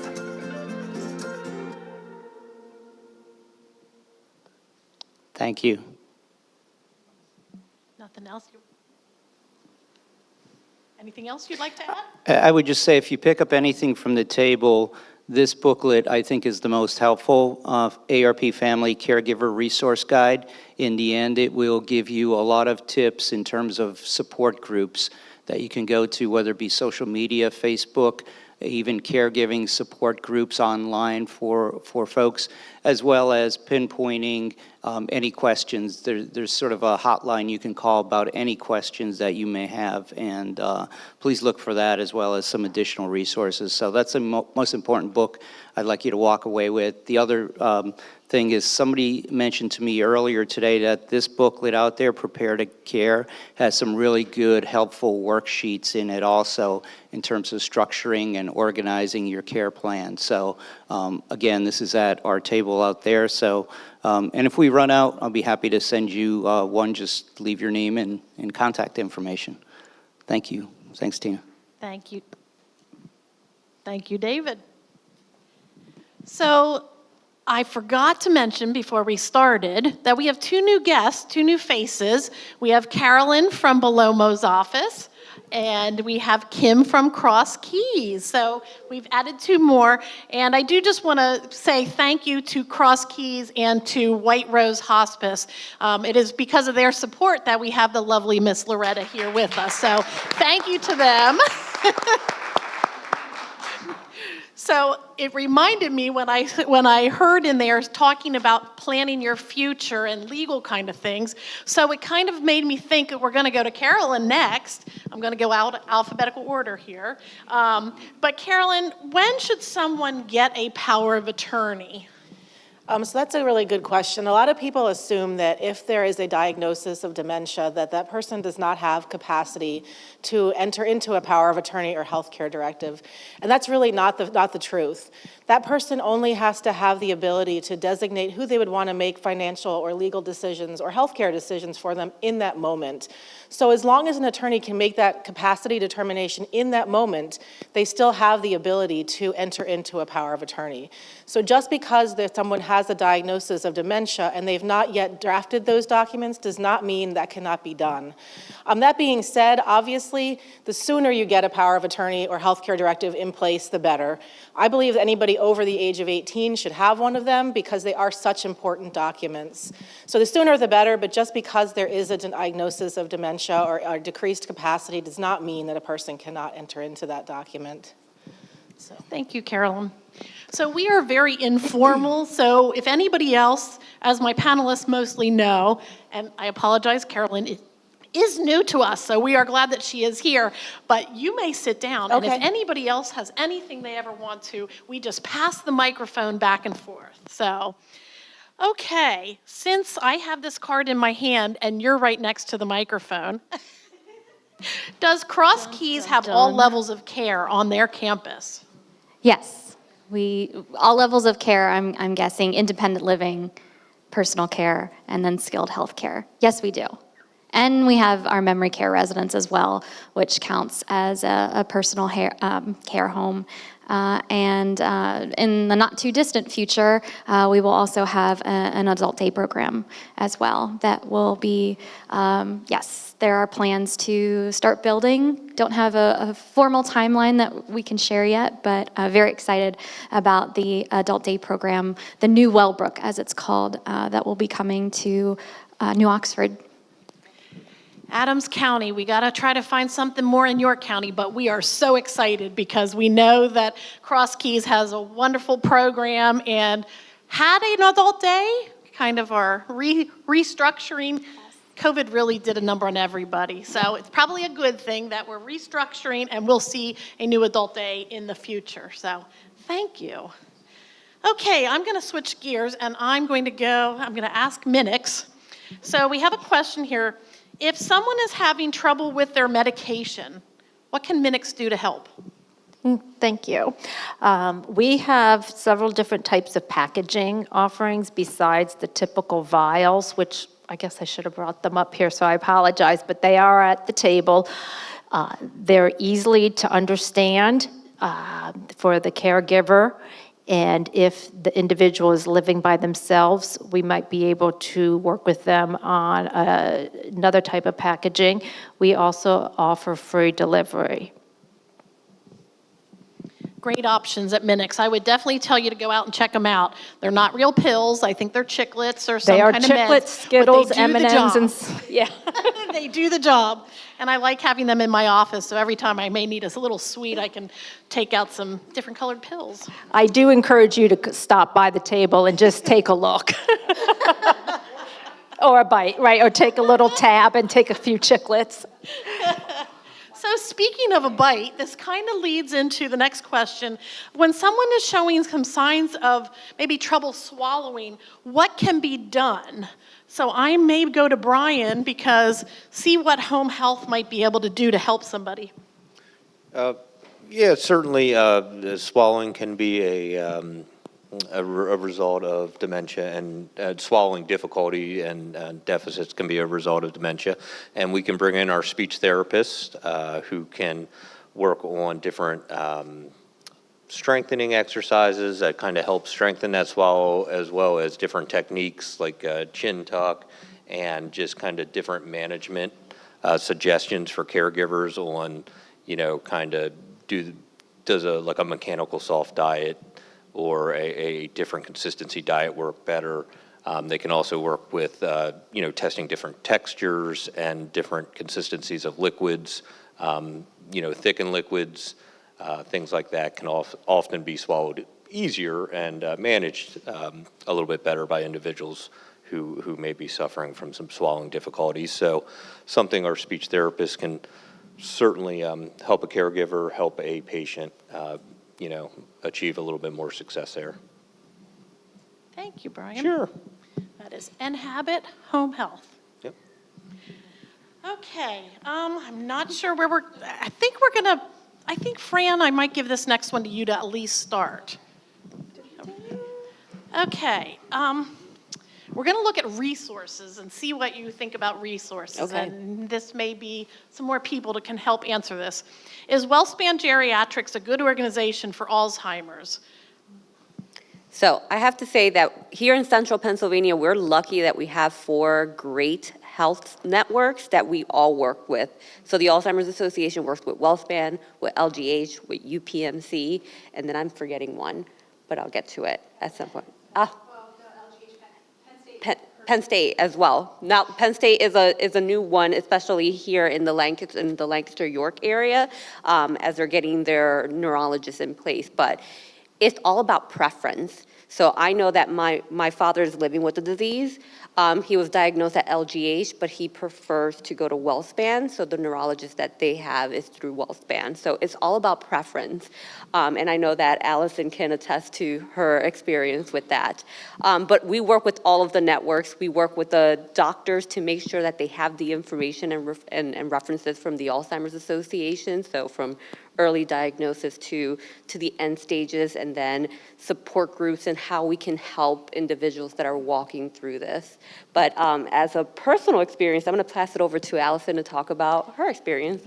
So personally speaking, my stepdad fights going to any doctor to begin with. He doesn't want to go see any doctor, but he does actually see Dr. Kaplan at WellSpan Geriatrics, and she's finally the person who listened to the concerns and did some very thorough cognitive testing, more so than we actually got in neurology and some other types of doctors. So we had a very good experience with WellSpan Geriatrics.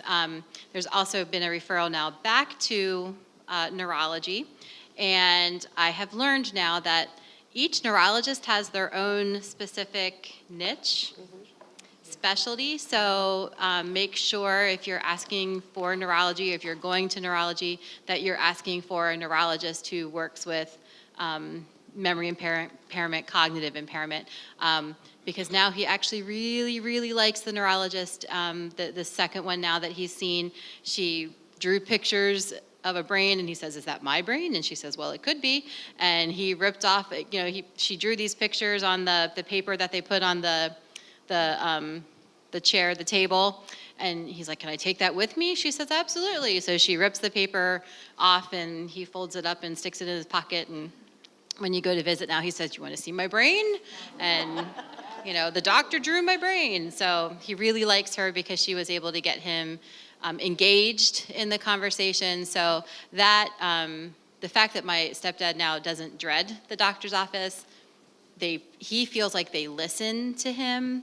That's been huge. So that's been a definite step in the right direction and a great improvement. So yes, I would say yes. It's a good resource. Any other comments? Well, talking about resources, I'm going to ask Megan to talk about what can the Office of Aging do to help people? Can they help everyone? And what kind of resources can you provide to families? So our two biggest programs that we have are our Options program, or it's also called our in-home community-based services, and then we also have our caregiver support program. So in those programs, you can get assistance with bathing, dressing, and grooming. You can also get respite for a caregiver, so that caregiver can have some time to do things around the home and not have to worry about watching their loved one. They can even travel away from the home to do things that they just enjoy or do some tasks that they have to do, like grocery shopping. It's just really a time to allow that caregiver to kind of relax, not have to watch and think about their loved one while someone else takes care of that responsibility. We also have home modifications. So if your older adult loved one is in need of something like having a railing installed, or maybe a ramp to get in and out of the home, some other modifications, sometimes like a walk-in shower. We can do some modifications through an organization that we partner with called Servants, Inc. out of the Red Line area. They're a faith-based organization who works with low-income and older adults to make the home safe for them to stay living there, because that is what we would like.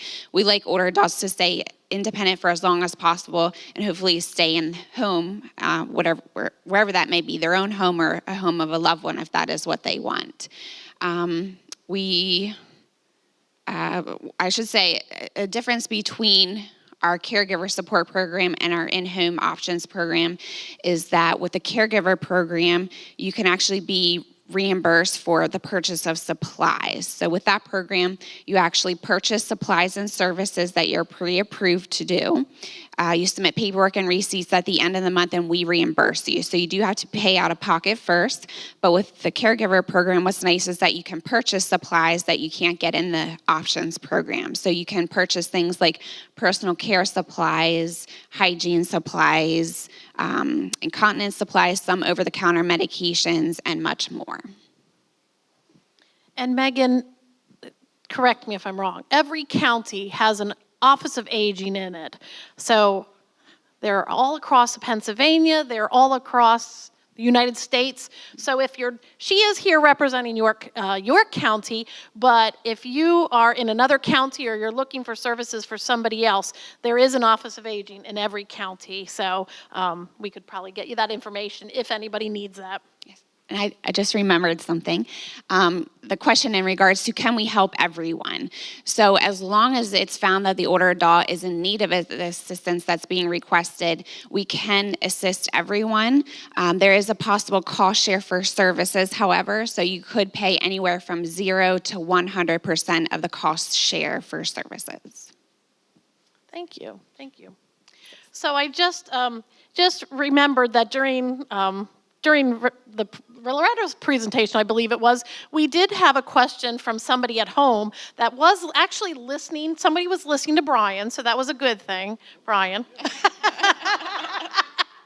Somebody out there wanted to know when Brian said about inhabit in Pittsburgh, so we were able to get that person the information. So again, we may be here representing York and Adams County, but we can get you information about other counties if you do have questions. And thank you to whoever that was at home to ask that question. We do know that you listened to Brian, and we thank you for that. We pick on Brian. So a question here, and I think I'm going to ask Jill. When should one contact home care? And I'm going to actually ask you to also, what's the difference? We hear the terms home care and home health care. Explain that a little bit. And when do you know it's time? Well, if you're asking that question, it might be the right time to look into all the different resources and services that are out there. So I think really any time is good, and we always encourage people to contact us, or really anyone here at the panel, to be able to be connected with the resources in the community. We always say that we might not be the right answer for everyone, but we certainly want to connect people with maybe other resources like those that are sitting up here, or other individuals in our community that can help that person. So from our standpoint, we provide non-medical home care. So our services are those types of things that we really do, any of us in this room do on a daily basis. So it could be bathing, dressing, assistance with meal preparation, transportation to see the neurologist or for testing, or even to go to the grocery store, or even to do birthday shopping or Christmas shopping or those types of things. We also help with laundry and taking the trash out. I mean, the list goes on and on. All of the things that, again, those of us that are sitting in this room do on a daily basis and we kind of take for granted.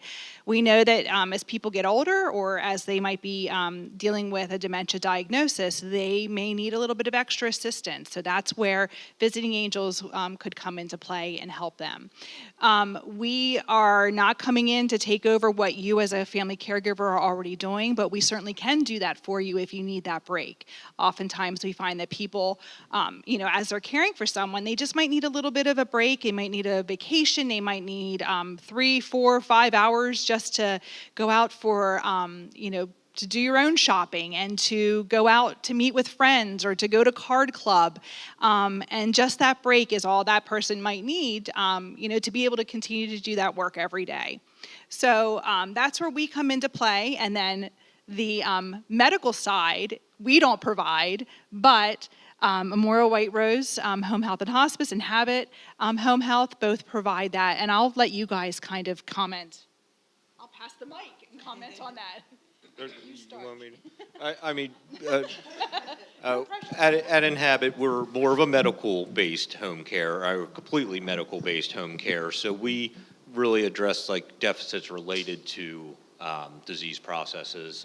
If someone had a knee replacement, for example, and is having balance deficits and range of motion limitations, we'll have physical therapists come out and work on improving that range of motion, improving that balance, so a patient can live more independently and get around a little easier, and reduce some of the risks associated with that, that bad knee or that arthritis that calls that need replaced. Same way with individuals living with, dementia, if they're having visual deficits, that, our occupational therapists can come in and work on compensatory strategies or home modifications that kind of help someone live more safely and more independently throughout the home. That's something our occupational therapists can do. We're not going to be able to come in and just help mom get out of bed in the morning and help with the morning routine with her ADLs. and then come back again in the evening at 8 o'clock and help mom back into bed with, self-care and ADLs.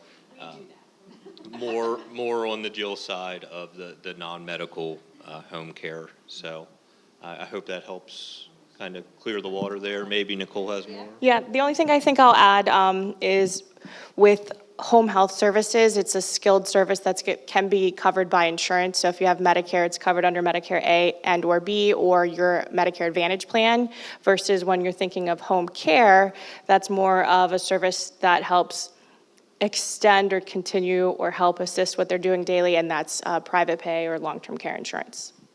And often we work hand in hand. An individual will have a non-medical for the ADL task and then a medical for the physical dysfunctions related to a disease. Well, I'm going to ask Nicole to hold on to that mic because we did have a question about at what point should hospice be called? That's an excellent question, and I will pretty much just reiterate what Jill said. The easy answer is if you have any question in your mind, if it's time, reach out and call. We can help explore whether or not your loved one is eligible for hospice, and if we're not, then we will connect you back with our partners in the community, whether that be home health or palliative care. But I do have 2 tools that you can take home with you. One of them I think we did put in your bag, and it's called Advanced Illness Caregivers Assessment Tool, and it has on the back of it where you could do it multiple times. It doesn't apply strictly just to end-stage Alzheimer's. It could be any end-stage or terminal illness, but it asks questions and then you score it. So this says that if a patient gets more than a score of 15, it might be time to contact your physician or reach out. But Brian had mentioned occupational therapy for swallowing. When you start to notice that your loved one's having difficulty eating or losing weight, that's one of the questions on here. Are they independent? Do they need assistance with eating? Have you noticed a weight loss? Medication management. So that's one tool. The other one that I have that you can pick up at our table says, is the time right? Have you noticed a recent weight loss? Have they grown weaker? Have you contacted the physician repeatedly for changes in medications related to their pain or any symptoms? Have they been to the hospital frequently? One of the benefits that I think when we hear the word hospice, it's a word that doesn't have a great feeling or it has a negative connotation, but one of the things that I do think makes hospice a special level of care is it addresses not only the needs of the patient, but it helps wrap their arms around and support the caregiver. So when we heard the AARP video, the caregiver is often the second patient. So hospice is one of those services that can come in and help support the family in care, getting their loved one comfortable so that they can spend more time being the loved one and creating moments of joy and less being the caregiver in that moment.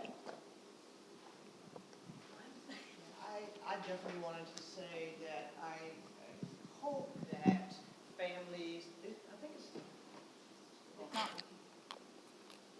I think so. They might have turned it off. Okay. Oh, there it is. There we go. Magic. So I would say have family meetings and, find out what they want too. Because remember, it's not about us. So in my mother's case, we had such an amazing experience with hospice for my grandmother, and we were all caregivers for her. She was 98, and they thought she was healthy enough to have chemo and surgery, for colon cancer. She was like, oh, no, I'm doing nothing and die. She wanted hospice, and that was such a beautiful process. My mother said, I was in charge of all the activities, and so the choir would come and sing on this day, and we had 2 or 3 people come a day. So we set up this whole plan. They said she had 6 months. I did 6 months kind of thing of scheduling, and so it was great. My mother watched this whole thing, so she said, whenever I can't take care of myself or the time is near, I just want hospice. I don't want any reason. So in March of 2021, my mother just wasn't herself feeling well. She was starting to have some swallowing issues, but we weren't sure what exactly it was related to. So the ambulance was called. They said she was in liver failure and had days to live. So I did what she told me to do. I got on the phone. The hospice came straight to the hospital, and I filled out the form. He was there in like 20 minutes. I filled out all the stuff, and then that was sort of the end of it. The I guess funniest part of it was clearly Miss Doris did not get the memo that she was dying because she lived 10 months. And so, I kept saying, I got to get her Mother's Day. Your mother's not going to be here for Mother's Day. And then she was. So that's how she got the name Wonder Woman.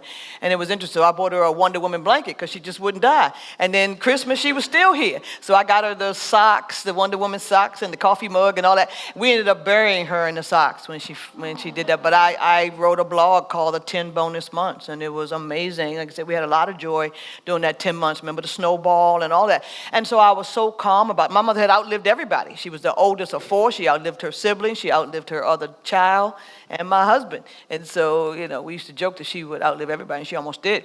And so, but what was amazing is it takes all of the pressure off the family because you get all the siblings arguing, Mama don't want that. Let Mama say what she wants while she's still here, can still say. So all you got to do is pick up the phone then. So, I just love the process. There's so much confusion about hospice. Well, they're going to give you a pill and then you die right away.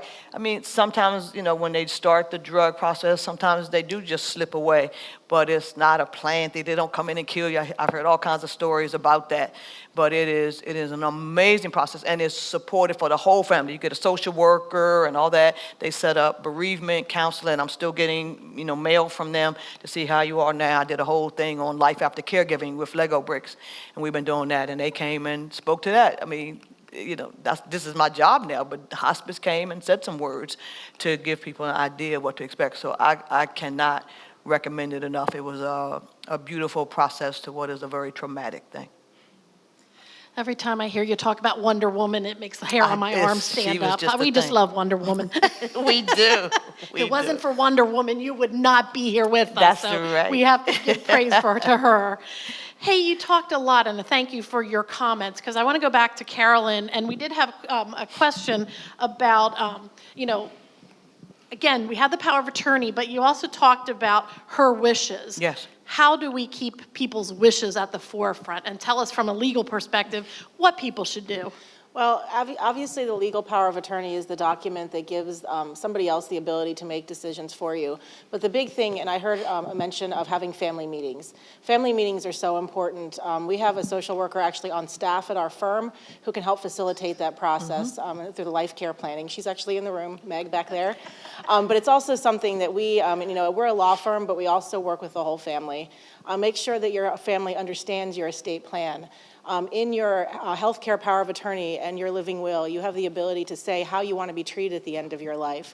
We encourage not only having that document, but including plans and instructions in your estate plan or in the estate plan of your loved one, and talking to them about all of those things, because it really is important. It's beyond legal issues. It goes into just the family issues and making sure that everybody's on the same page, and that's extremely important, both legally and just from a personal perspective. Okay, I got a couple. These are not directed to any one person, so I'm going to just kind of lean towards the partners to see who would like to tackle some of these. Any thoughts on how to navigate a TV remote? It's the biggest challenge right now. Anybody like to start that one?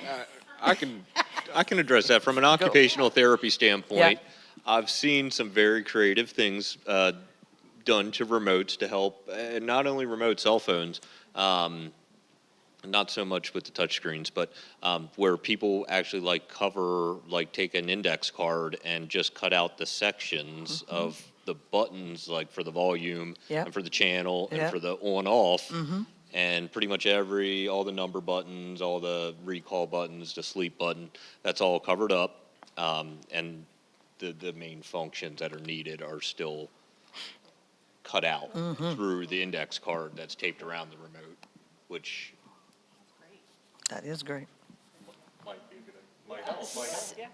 So I have a nerd for a daughter. She just finished her sophomore year of college, and she had this 3D printing class in college. And they had to do a project, something that doesn't exist. They had to create and 3D print. So she 3D printed a remote cover. And so if you have a high school student, because a lot of these high schools and middle schools and these colleges have these 3D printing classes. So if you have a high schooler or middle schooler and they need to do a project for school, give them your remote, ask them if they could make, it's hard. So they can't possibly click the button they shouldn't. Correct. And it's, cut out. So anyway, That's 3D awesome. printing is amazing. These That is kids, awesome. I mean, index cards, yeah, Mhm. whatever. But Low tech, that's right. Low tech. That's so the 20th century. If you don't have a nerd at home. So 1995. Get to 2023 now. 3D printing. Awesome. If you don't have access to a high schooler, I've seen people use electrical tape too. That's right. That works. That works. Interesting. I mean, that tape works. That's what I was thinking too. That's 1998. So it's nice to see how we can utilize grandchildren, maybe some your kids, very intergenerational. Can we rent Yes. a kid through the Office of Aging for something like That's that? right. It may be. So y'all have something in your folders. If you don't, it's out at Megan's stand, but you can rent a kid. So maybe we can rent a kid to do something like that. Who knows? Okay, here's a question. What signs can we look for when they shouldn't be driving? The ever-loaded question of driving. Oh boy, this comes up all the time.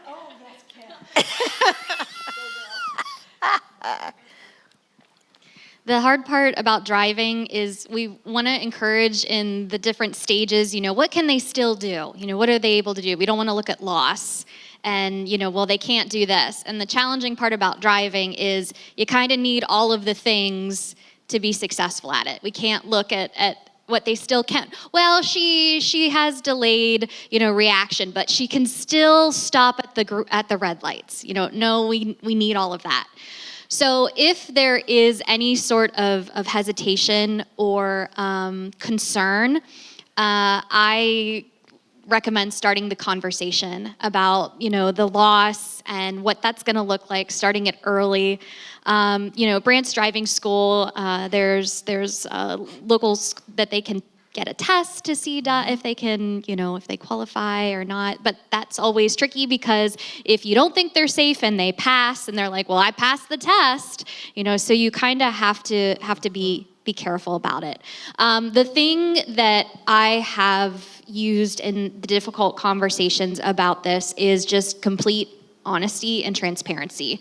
And if it's early enough that you're having the conversation, the person still has the ability to have insight, and using other families, other drivers, small children, schools, whatever, to say, you're not safe. And I know you think you are, but here are the facts that I've seen, and listing those out, and we wouldn't want you to hurt somebody else. Imagine if you had an accident that caused, severe problems with somebody else. So really having that honest conversation, and it's kind of an all or nothing skill that you need to have.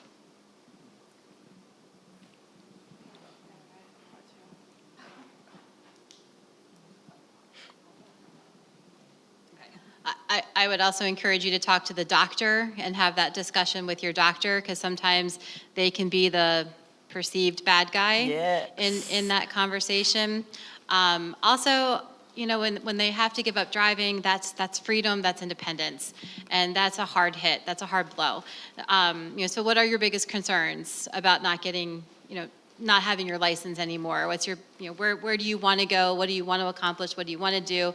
And just having a plan in place, whether that's utilizing some of the rapid transit types of things, or family members or friends from church that are going to take them.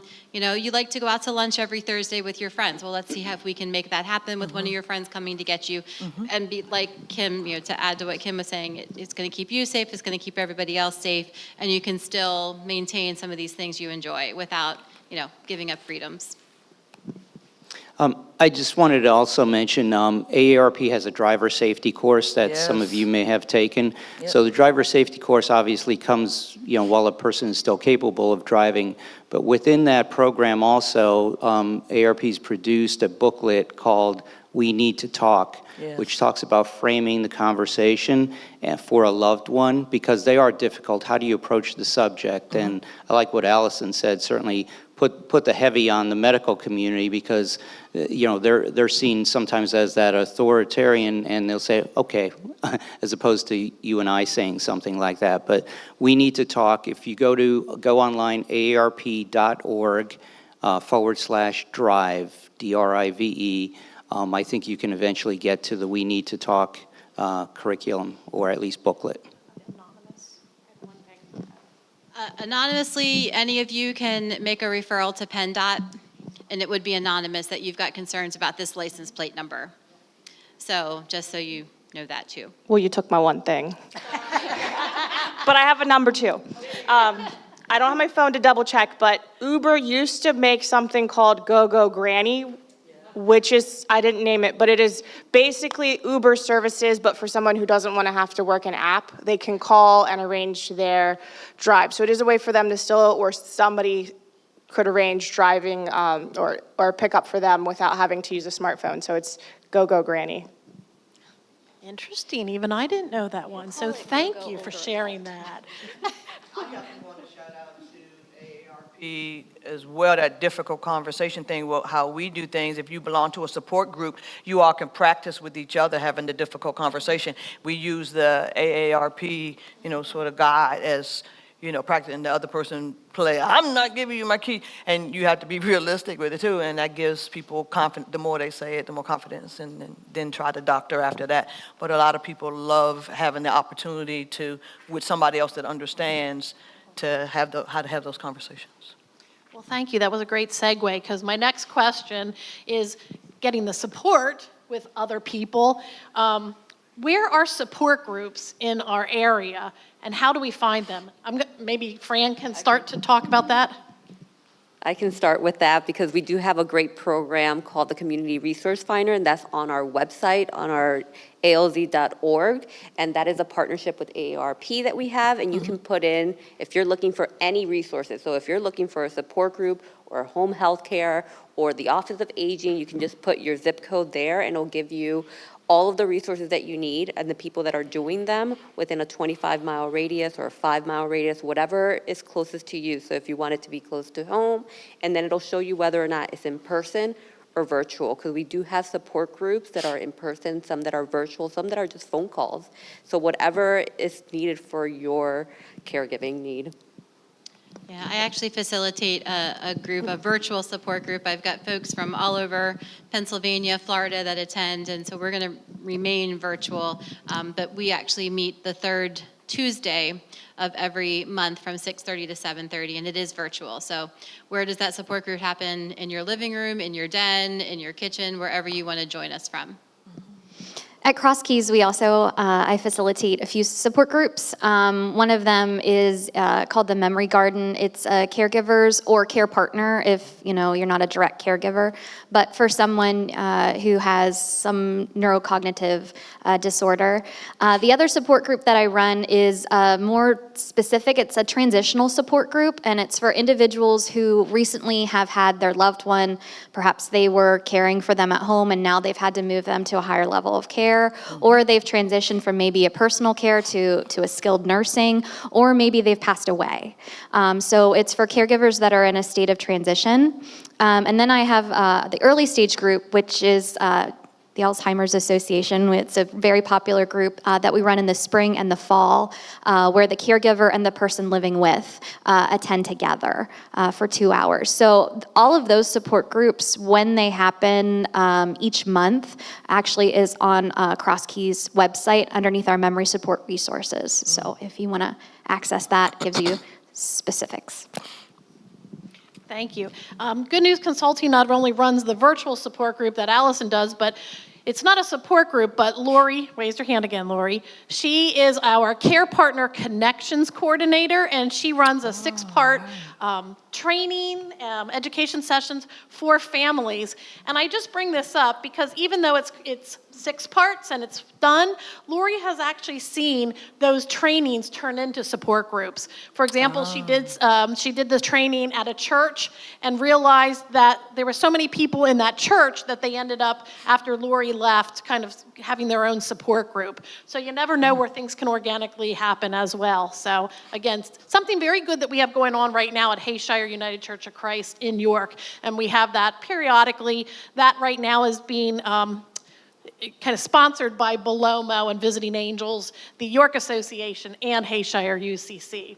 So as you hear, we have lots of resources, and again, wherever you are, we can find you support groups no matter what county you live in. Okay, Jill, I think this one might be for you to start, and then we might have other people chime in. How do you get someone to accept another person in their lives to help the caregiver in their home?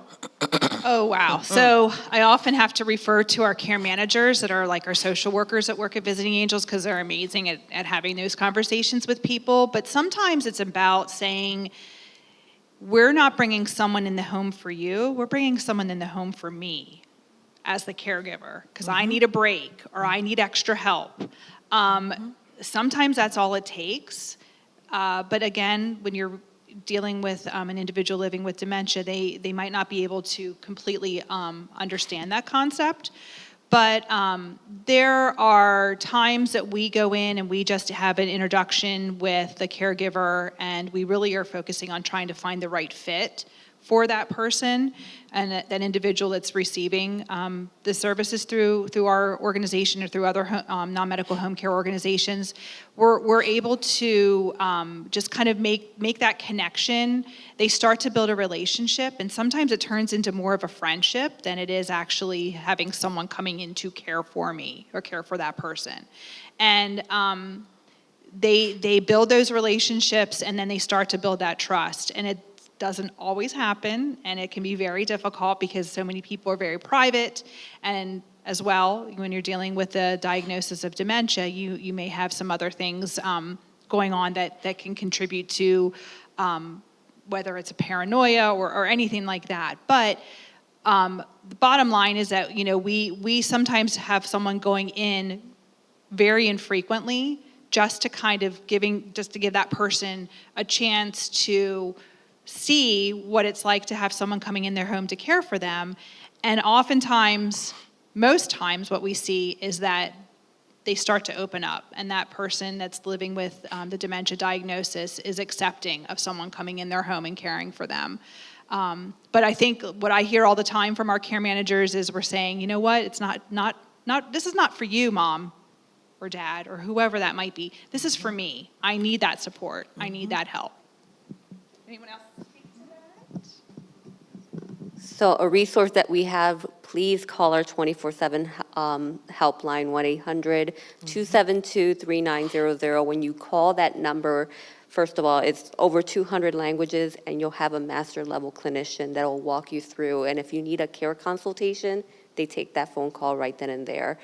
With a care consultation, it's similar to what a care manager does for home health and they walk you through the process. So we're there to hold your hand, to talk to you about how you should get together with your family and have that conversation of what the needs are.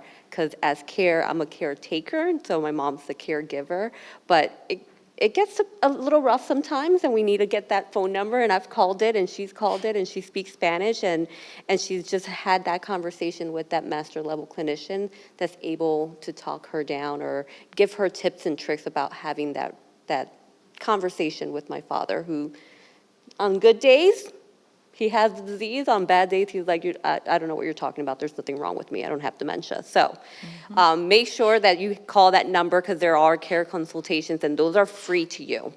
You call that number, you go online, and it is free to schedule one of those.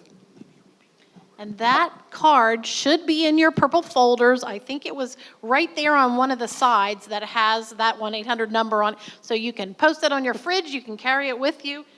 You have that. If you don't, there's plenty more out there for you on the table. Please stop by our table, the purple table with the flowers. We have that number for you. You may want to hold on to that one. So I'm going to kind of paraphrase this one a little bit. How important is it really to know what type of dementia someone has? Sometimes family members really want to know, but how important? Now again, remember, we don't have a doctor here, so this is based upon any of our experiences. So anybody want to tackle answering that question and Yeah, Kim, I thought maybe it would stay down here at this end. So for me, in my role as the memory support coordinator, I also do a lot of behavioral interventions. And if I'm going to be working with someone that has an FTD, a frontal temporal dementia, versus someone who is in the middle stages of Alzheimer's disease, the way I'm going to interact with them, communicate with them, the expectations of what I know they're going to be able to understand, just the different progressions of their disease. Knowing all of that can help me as a team member, and also me conveying that message to the direct support team of what, the person with FTD is going to have a really great memory, but their behavior and comments they might say are going to be out of control. Whereas the person in the middle stage Alzheimer's disease, they may not be talking much, they might say some impulsive things, but they might be more sensory focused. And really utilizing, for challenging situations, utilizing what the disease, how different the disease is, and then using those specifics to help their caregivers be more confident, and also what to anticipate. Anybody like to add anything? Do you want, Fran, do you want to talk about the new treatments so that, that's a new move? So, yeah, it is a new move. And right now we had, just yesterday, it was announced that our third drug that will be going into FDA approval is on the final stages of going in front, so that hopefully we can have a third treatment. But with the treatments that we do have 2 FDA-approved drugs right now that are for the early stages, or if you have mild impairment, so really early stages of the disease. However, CMS, the Center for Medicaid and Medicare, it is not paying for it. So only that top 1% of the population is able to get that. It did get approved by the VA to be covered for veterans, so that's great. But one of the things that we are doing, so I actually just got an email before we got it in here that I will be going down to DC on May 10th to kind of urge them to review and change their decision, because anyone who is in that early stage or has mild impairment and was just recently diagnosed, these drugs give you more time to stay plateau. It doesn't cure the disease, but it gives you more time for your dementia to not progress, because it's for the dementia. It doesn't have to be Alzheimer's or a particular one, but especially that mild impairment and that early stages of dementia, we have treatment for people. So we're urging everyone, like, you see those. I'm going to share the unpopular opinion now. The challenge with diagnosing something specifically, though, there are so many dementias that cannot be diagnosed until the person passes away, and if an autopsy was done. But that there are several now that can be diagnosed. So I just say that so that you don't get overwhelmingly frustrated because your doctor is saying, it's dementia, and that's all I got. That's all I can tell you. There's several of these dementias that cannot be diagnosed. So you might just have a dementia, a generic dementia, listed on your diagnoses. But now with that being said, we can still adjust and modify and adapt, because we have the big healthy brain, the person with dementia does not. So as we're talking about how to engage with them and communicate and get them to do things, really listen to how they're talking to you, and then you adjust and you modify. If they have a lot of word salad and what they're saying doesn't make a lot of sense, then you want to start incorporating some of those techniques we talked about, slowing down, short, simple sentences, using more visual cues. When it's a lot of mumble jumble and you can't understand a darn thing except for the swear words that come through, then you sound like Charlie Brown's teacher, womp, womp, womp. So you really need to depend on those visual cues and those things. So even if you're frustrated and you can't get a specific diagnosis, it's okay. It's not ideal, but it's okay. And you can still, help your loved one. Okay. So we have a question about diet and eating. Any comments coming from the panel here? Is there a correlation with forgetting, someone who has dementia and forgetting what they recently ate? Can someone overeat? Have you had any experience seeing people who have a diagnosis of dementia and are overeating? I see both of you shaking your head. Yeah, you can see it go either way. They want to eat all the time. They'll overeat until they make themselves sick. And then you've also got the flip side of that where people don't feel hungry. They don't have an appetite. So it can go either way. I've had people eat a full meal in the dining room, walk out, come back in, sit down at the table, and want to start all over because they truly don't remember that they just ate, and they just don't have that switch because it's affected by whatever dementia they have. So, there's different techniques you can employ. If you're very worried about weight gain, giving them a smaller portion at first, and then we know they're going to come back for seconds, and then we give them the other half, and now they've still only eaten, one full portion, but it's been split up. Having smaller things throughout the day. And then on the flip side, if they don't feel hungry, having their favorite things that hopefully we can, appeal to their appetite, and hopefully they'll want to eat. But sometimes I think too, we put too much in front of them and they're just overwhelmed and they don't know where to start. So definitely going a speech therapy, occupational therapy route to bring them in. They can help with some of those techniques too and do different things, but it's not uncommon. And honestly, if I anticipate myself getting older with dementia, I'm sure I'm going to be the one stealing all the cookies and never, no, not chocolate ice cream. No, that's boring. Bourbon, vanilla ice cream, There you go. We need to get a little spicier than that. The other thing that, following off of what Allison said, is about the impulse control too, and that, perhaps my stomach is full, or, I may be forgetting, but simplifying that dining spread, instead of giving everything at once, because if there's a bowl of soup, a sandwich, and then some chocolate cake right in front of me, what do you think I'm gonna go for first?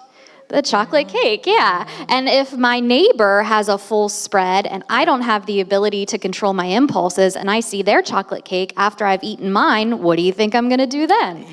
Go for that. And then we have behaviors because, hey, you took my chocolate cake and I don't have the impulses to control and I'm gonna smack you and all of that. So the impulse control also, the behavior component associated with eating and limiting that to one thing at a time can also be helpful for that reason.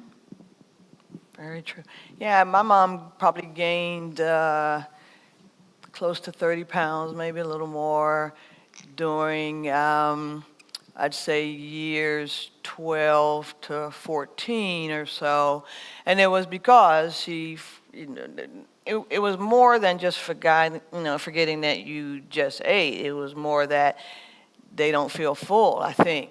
And, we would go, I think I mentioned earlier, going to the Walmart and stuff. I took my mom a lot of places. Well, she would be in the line and she would tell the person in front of us or behind her, they don't feed me. And people would be trying to buy my mother's food, like, stop it, they're gonna call social services on us and stuff.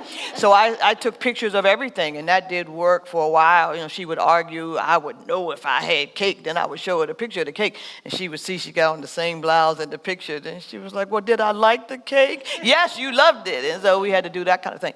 But I did have to talk to the group home about that minimizing the portions. I asked them to use a smaller plate for her. We tried all kinds of things like that. And that actually did work, but I think you had to be really careful of that. They had to search her bed at night. She would, they give you 2 cookies, well, she would take one with her, and she did take other people's cookies off their plate where they weren't looking, and then put it under her mattress and stuff. So they actually, before they put her in the bed, they would look under the mattress and the covers to make sure there were not cookies and things there. She was big on that. I absolutely believed, and I said this to my sister, right before she died, I thought my mother would eat herself to death. That's how I thought she was going to die. Yeah. But would she be happy? Yeah, she'd be happy. So we did give her always the dessert. I asked them to cut down on the other stuff, but dessert was her favorite thing, and what difference does it make at that point? So yes. Death by cookies doesn't sound too bad. It wasn't bad. All right, so from hospice, I'm going to talk about quality of life. Go girl. Does it matter? So, yes. Risk versus benefits. If they're enjoying the eating and they are going to have high cholesterol and high blood pressure, but they're going to be happy. They're going to be happy. But they're mechanical soft. How can they have butter pecan ice cream? But Give them the ice cream. I want to say give them the ice cream. Yeah. I'm just going to say risk versus benefits, and you Yes. understand and make the decision of what they would want. And that's Yes. why the importance of early conversations, but let the maple bacon All bourbon about ice the cream ice take cream, me. yeah. It's very much like butter pecan. There you go. Awesome. Quality of life. Yes. Yeah, Quality of life, that's what it's all about. That's where I'm going to end with you. And hospice. We had a individual years ago when I was in college who just wanted dippy eggs, and he and for those of you that aren't local, over easy, I guess is the correct terminology. Loretta's like, what's a dippy egg? Oh, okay. And he was on hospice at the end of his life, and there was a disagreement with family and the community about just let this man have his eggs. Yes, they're not fully cooked. Yes, there's a risk of salmonella, but he just wants some dippy eggs. Yeah. You know, let him have it. And eventually he got his dippy eggs, so. And did they kill him? No, not that I know of. I mean, this was years ago, but I don't. Can anybody talk about why, let's say, a loved one is being accused of, let's say, something like being faithful or even stealing things? Why does it happen, and what can we do?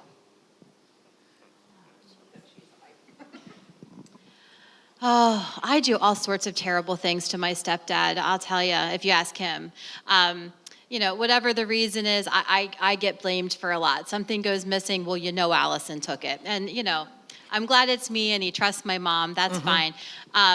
It happens. They can't find something, and who do they point the finger to? It's, you know, in my family, it's me. And that's fine. He can't find it, and it's just easier to point the finger at me than for him to admit that I put it somewhere and now I can't find it. You know, cheating, maybe there's always been that little insecurity that, or maybe there is a history that there's been some, you know, infidelity, whatever the situation might be. Maybe I've just been insecure. It never happened, but I was just always a little insecure. That emotional, they may not remember the specifics, but they remember that emotion. There's this emotional memory that remains very intact through the disease, and that's why sometimes, you know, and I guess I just never won over my stepdad's trust. So when things are missing, you know, it's my fault. But again, I would much rather he point the finger at me. We don't live in the same house.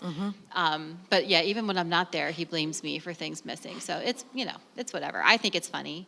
30 years of working in healthcare, I guess I understand it, but it does happen. And a lot of times it is just, and there's an emotion usually behind that, whatever it might be. The other component too, going off of what Allison said with the emotional memory, is the loss of the short-term memory. You know, couples that have been together for decades, 50, 60 years, and I don't remember you being in bed with me this morning, or I can't recall you being in the same room with me, or why are you always coming in here? Where are you coming from? You know, and the long-term memory says that we should be together because we, you know, the home that I remember is shared with you, or, you know, whatever that looks like. So in addition to the emotional components, my short-term memory that says you've only lived here for a little bit, you know, and this is when the transition happened and this is why, that's all gone. So what makes sense in my long-term memory is that my wife should be here with me. Why isn't she? The normal reason is, you know, possibly she's running around, and the life history if there was, you know, past trauma or something like that. But that's always a very challenging situation. But to normalize it with caregivers, you know, the worst thing you can do is keep that conversation going. You know, oh, I would never do that to you, and we've been married, and you know, the best thing is to validate that it's not true, and then move on to something else, because you're just going to keep going in circles because they don't remember, you do, and you're hurt, they're hurt, and it's just this vicious cycle. The other thing I think I would encourage you to consider is, you know, that need for companionship. And since the diagnosis, is it possible that there's not been that companionship? And companionship looks different for each of us, right? Like, I'm quite fine. If my husband's just in the same room, we don't have to be touching. We don't even have to be talking. That's enough companionship. Others, you might want the physical touch. You might want more of the emotional connection or more of the interaction.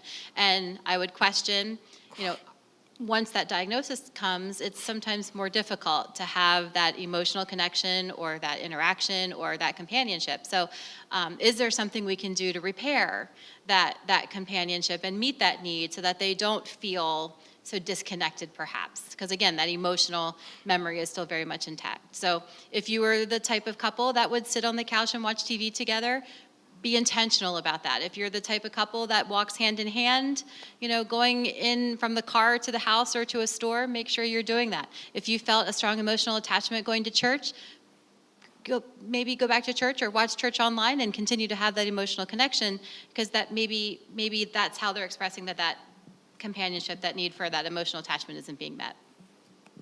I have to add that the schedule, that routine that you have with that person, please continue it. This is not Francis from the Alzheimer's Association, but just the caretaker outside of it, seeing it being played at my house with my parents. It's that routine that if my mom misses a day where she takes them out on a drive at night, because my dad suns down pretty badly, it messes up the whole routine in the house. So his demeanor is different, his behaviors are different. She has a very difficult day, and he blames everything on mom. You didn't do this, and you took my money, and you left me alone, even though she was in the next room. And then I'm the mediator, so I have to come down, and I'm like, Dad, it's fine, we're doing this, and I try to change that interaction. But keeping that routine, just like Allison was saying, if you had a routine of things that you had to do, even if you have to modify it a little bit, especially when they're at home, please try to keep that. And that's something that our care facilities do a great job. Our communities do an amazing job of having a scheduled routine of activities and things for people to interact and keep it going all day so that they feel like they're back at home. Well, thank you. We have run out of time, but I hope you have all gotten something out of this today. If your specific question was not answered, please come and see one of the partners that could potentially help you. But I want to just say, I had a question about what is being done in York County and Adams County to make this a better, more dementia-friendly community. Well, right here, folks, there's our initiative. Here are all of our community action team members that are helping to make a difference. And you being here is helping to make a difference. Miss Loretta, she is an honorary member of York Adams County. So we thank her for being here as well. And thank you all. There is lots of stuff that's going on. There's lots of initiatives. We could love to tell you more. So stop by, catch all the partners on your way out. There is an evaluation in your bag. You can either leave it here on your table or send it to us later. We really want to hear from you how we did, what we could do better. If there's anybody else that you would want to hear from, whatever we can do. We use those every year to improve this. And once again, could we thank all of our community partners for everything that they do and did for us. So thank you again, everybody. Thank you, everybody watching at home.